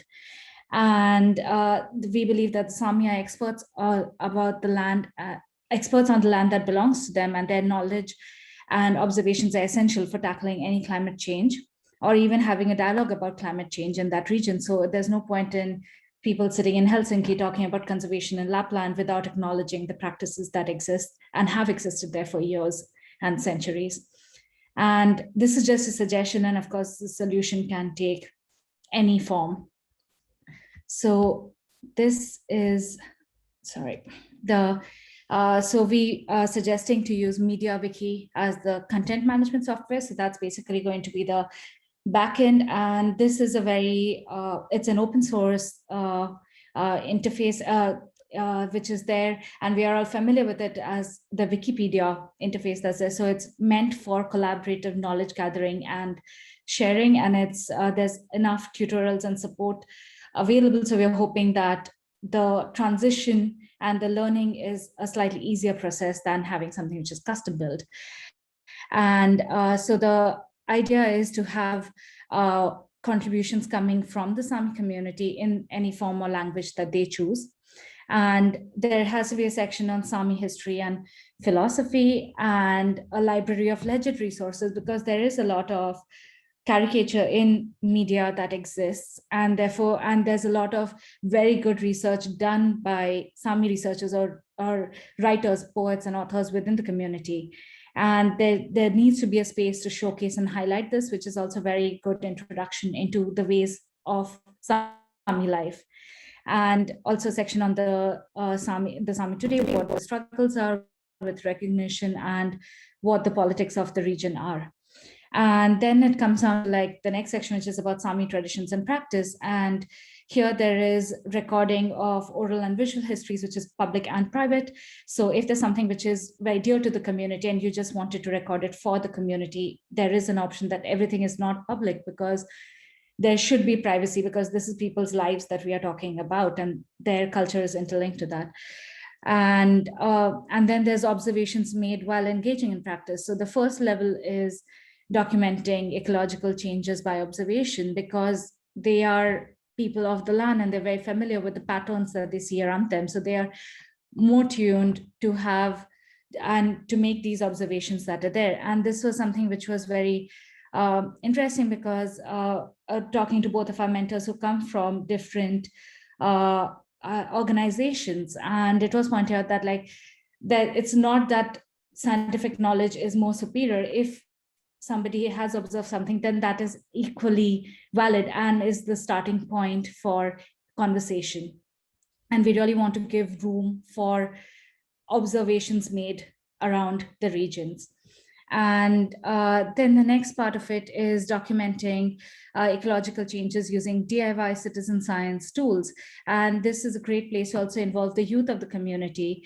And this can also help to have allyship with other networks, such as the Bacteria Lab network, and to have skill sharing among other indigenous groups for these methods of observing. And the last way of documenting environmental changes in the region is for academic structures, and especially since Snowchange has been doing a lot of work with the academic community and to push for research that actually benefits the Sámi community, because there's a lot of research that does happen, but none of it benefits them. So this is activated from the Sámi people for the Sámi people. And then similarly with cultural practices, crafts and performances, there's like room for public events and for craftsmen. And this also ties up with allyship, like the notion of responsible tourism. So not to culturally appropriate and buy like things from people who are just copying Sámi design and selling it to tourists, but then maybe lists of resources and local craftspeople to support Sámi livelihoods through their crafts if they are willing to. If they would like to sell it and engage with tourism, but in a responsible way.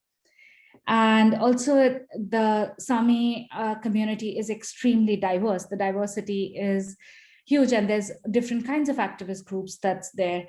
And so therefore the website should also have a list of different kind of groups that are there, different activists and what they do and links to them.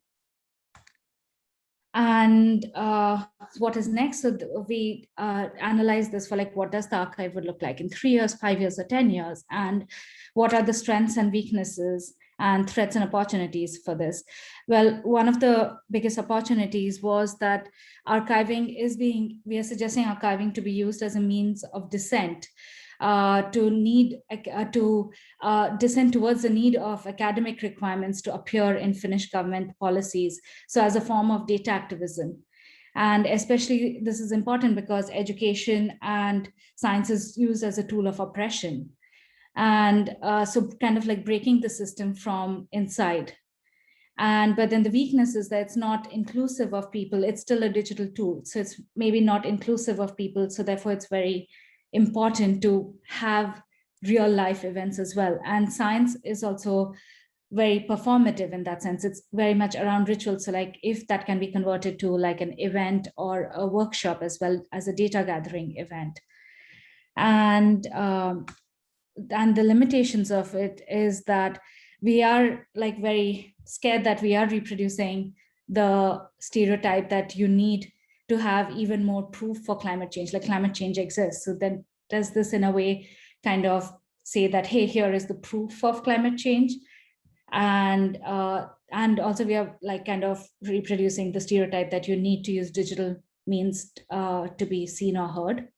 But we're also hoping that if we are imagining that can there be an art installation maybe in the city center in Helsinki, which uses the data coming from the field observations in Lapland as the basis of the art installation, and then something in the public sphere that begins a dialogue. And the biggest challenge we feel with this is that the platform will need time from the community to be maintained. So can there be ways in which we integrate it and we do a training in a way that it comes very easily on the field instead of it being something that needs to be done separately by the community? And we also reflected whether our idea is more in the colonial way of sharing knowledge than the indigenous way, and how could we make it less colonially aligned. This concern stems from academic studies being focused on indigenous community, but not benefiting the indigenous community themselves. We were also concerned whether we see digital accessibility as self-evident and what possible obstacle might occur. Thank you.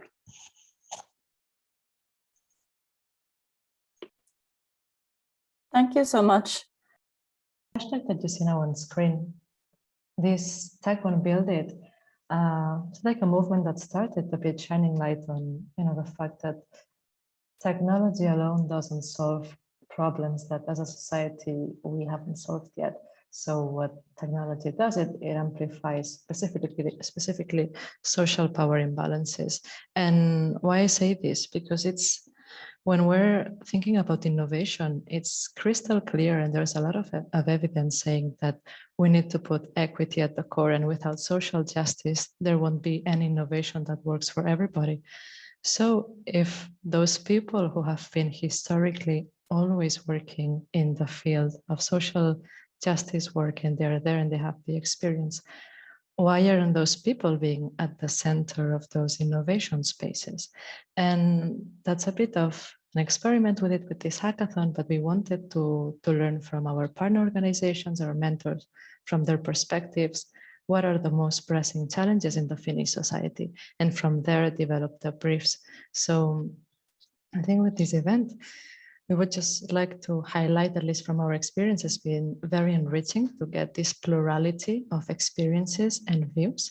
And it has allowed us to curate maybe a very diverse program in which participants got the chance to learn from many different grassroots and community organizations. And we would like to invite everybody in the audience who does work with innovation to maybe consider doing that as well. Because again, without equity, nothing that we innovate will be kind of cool or will work. So why not center that and also reflect on, who gets the money to continue this work and who doesn't get funds to do that. So that's the small reflection I wanted to share with you. And I would like to introduce you to everybody. Alexis Hope, she's joining us today from the MIT. She's also one of the organizers of our Feminist Hackathon that has been mentoring us. So thank you, Alexis, so much for your patience with us, your help with us, and we'd love to hear how has your experience been. Hi, thank you, Eva. Nice to see you all.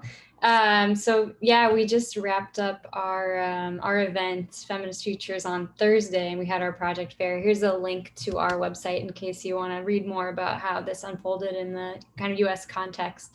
It was really wonderful. I was just telling Eva I didn't get a chance to see all the presentations at ours because we had 3 simultaneous breakout rooms with people doing presentations, but the ones I watched were great.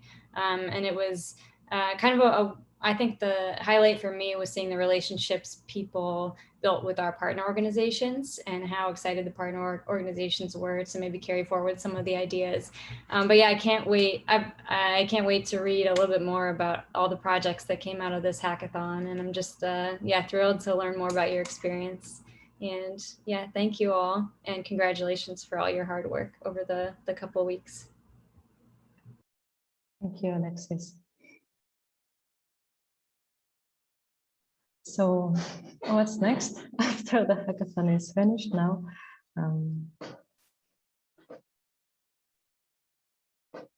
We can go to the next slide. So yeah, we're very curious. When we started this hackathon inspired by Alexis's hackathon, our Feminist Futures, we also wanted to research how hackathons can be done in a way that are inclusive. And Henriette and I are doing research on this. We're going to write our master thesis on it. And more concretely, we're exploring how hackathons can be designed in a way that enables participants, partners, and organizers alike to embody the values principles of data feminism, which is a book authored by Catherine Dignazian and Lauren F. Klein that inspired us very much. And these principles are examining and challenging power, elevating emotion and embodiment, rethinking binaries and hierarchies, embrace pluralism, considering context, and making labor visible. So after this experience, we also took a lot of notes on what decisions we were making when we were designing the hackathon and why, and we're hoping to put that together somehow in a sort of documentation. So we'll be very happy to also share this work with you. and also contact with other practitioners who maybe are interested in running similar hackathons and want to have a chat and just discuss about it.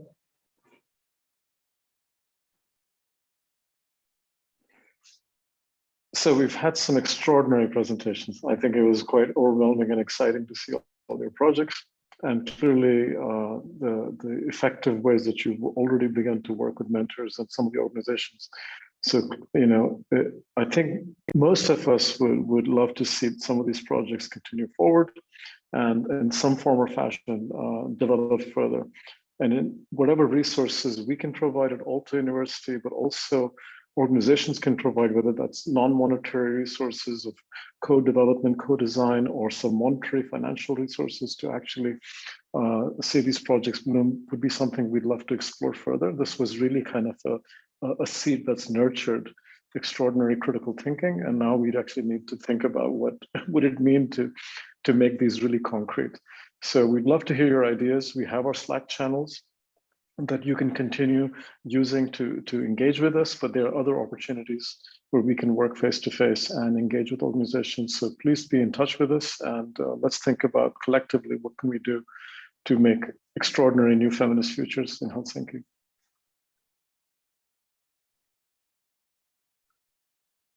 Yeah, thank you.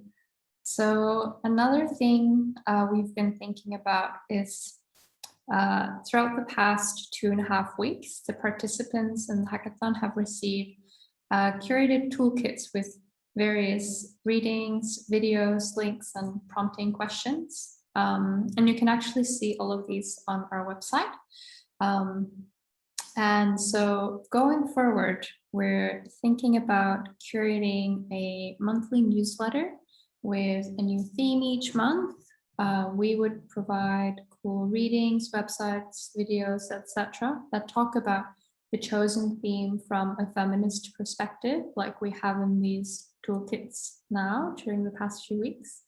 And we would love to feature essays from the participants and from our extended community, and also invite guest editors to curate some of the newsletters. And this is another thing that we would love to hear your thoughts on, especially if some of you would be interested in getting involved with this, so we can continue to learn together in the future.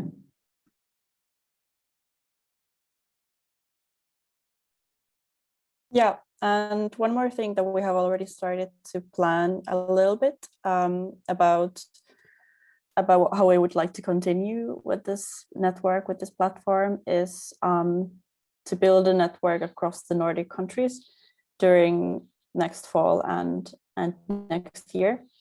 So we have been thinking that we would love to get connections from all of the Nordic countries and kind of get acquainted and build synergies. And then hopefully we could organize a second hackathon in 1 year, but this time do it among all the Nordic countries. So also this is something that we would love to hear your ideas about, and also if you might be interested in getting involved with this as well. It's all still at the ideation level very much. So we would love any feedback or ideas or comments on this as well. Yeah, so this is it. We have a huge amount of people to thank, and I'm so scared that we've probably forgotten someone on this otherwise rather extensive list.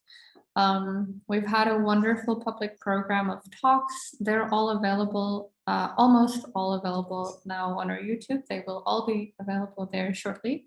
But if you just search for Feminist Futures Helsinki, you'll find them there. We've had incredible partners and mentors, and also just advisors who have helped us point us in the direction of useful resources. And so we just want to again give a huge thank you to everyone. And I also just want to quickly see if any of my other teammates want to say anything, Kaisla or Carolina or anyone else, or Eve, Helmi, Eva, Nitin. I think you guys have summed it up. From my side also, thank you to all the participants and the mentors, the co-organizers. Our team has been really amazing and effective, especially I think that Eva and Henriette have done an awesome job kind of leading the initiative and the research part of it. So thanks all. Well, also thank you from my end, Lisa. Oh, yeah, Lisa, you're okay. Yes, I didn't know if you were raising your hand or saying bye. But yeah, thank you to everybody. And as Sandy said, I think we must have forgotten so many people in the list, but also, you know, like all the partners and all the mentors and all the speakers, we felt that after every conversation with them, we were learning so much, also in the planning process. So how we started was also completely different to how it ended. And after every talk to partners, we were thinking things differently. And we're also super grateful to have had the chance to learn with all the participants, all the partners. Looking forward to seeing you and continuing the next conversations in the next spaces. And yeah, thank you very much. It's been so nice to see the presentations today. Yeah, if there's no one else who wants to say anything, then I think if you've been here since the beginning for 4 hours, I mean, thank you so much. It's been a long day. It's been a long 2.5 weeks. I'm sure we all need a good sleep, but also just make sure you celebrate yourself a bit. I think we've had some really amazing conversations in these past few weeks, and yeah, it's been a lot. And I'm sure all the presentations from today, you're also gonna just spend some time kind of reflecting on everything that you saw, and I hope you also will continue to reach out to each other across the different teams. We have the Slack channel for that, obviously. If there's anyone here who's not a participant, but who's like, this community sounds awesome, I want to be part of that, reach out, we'll make sure to include you. And yeah, just once again, thank you all so much. And yeah, we'll talk sometime in a near feminist future. Thank you. Thank you. Thank you. Bye. Thank you. Thank you. Thank you so Bye.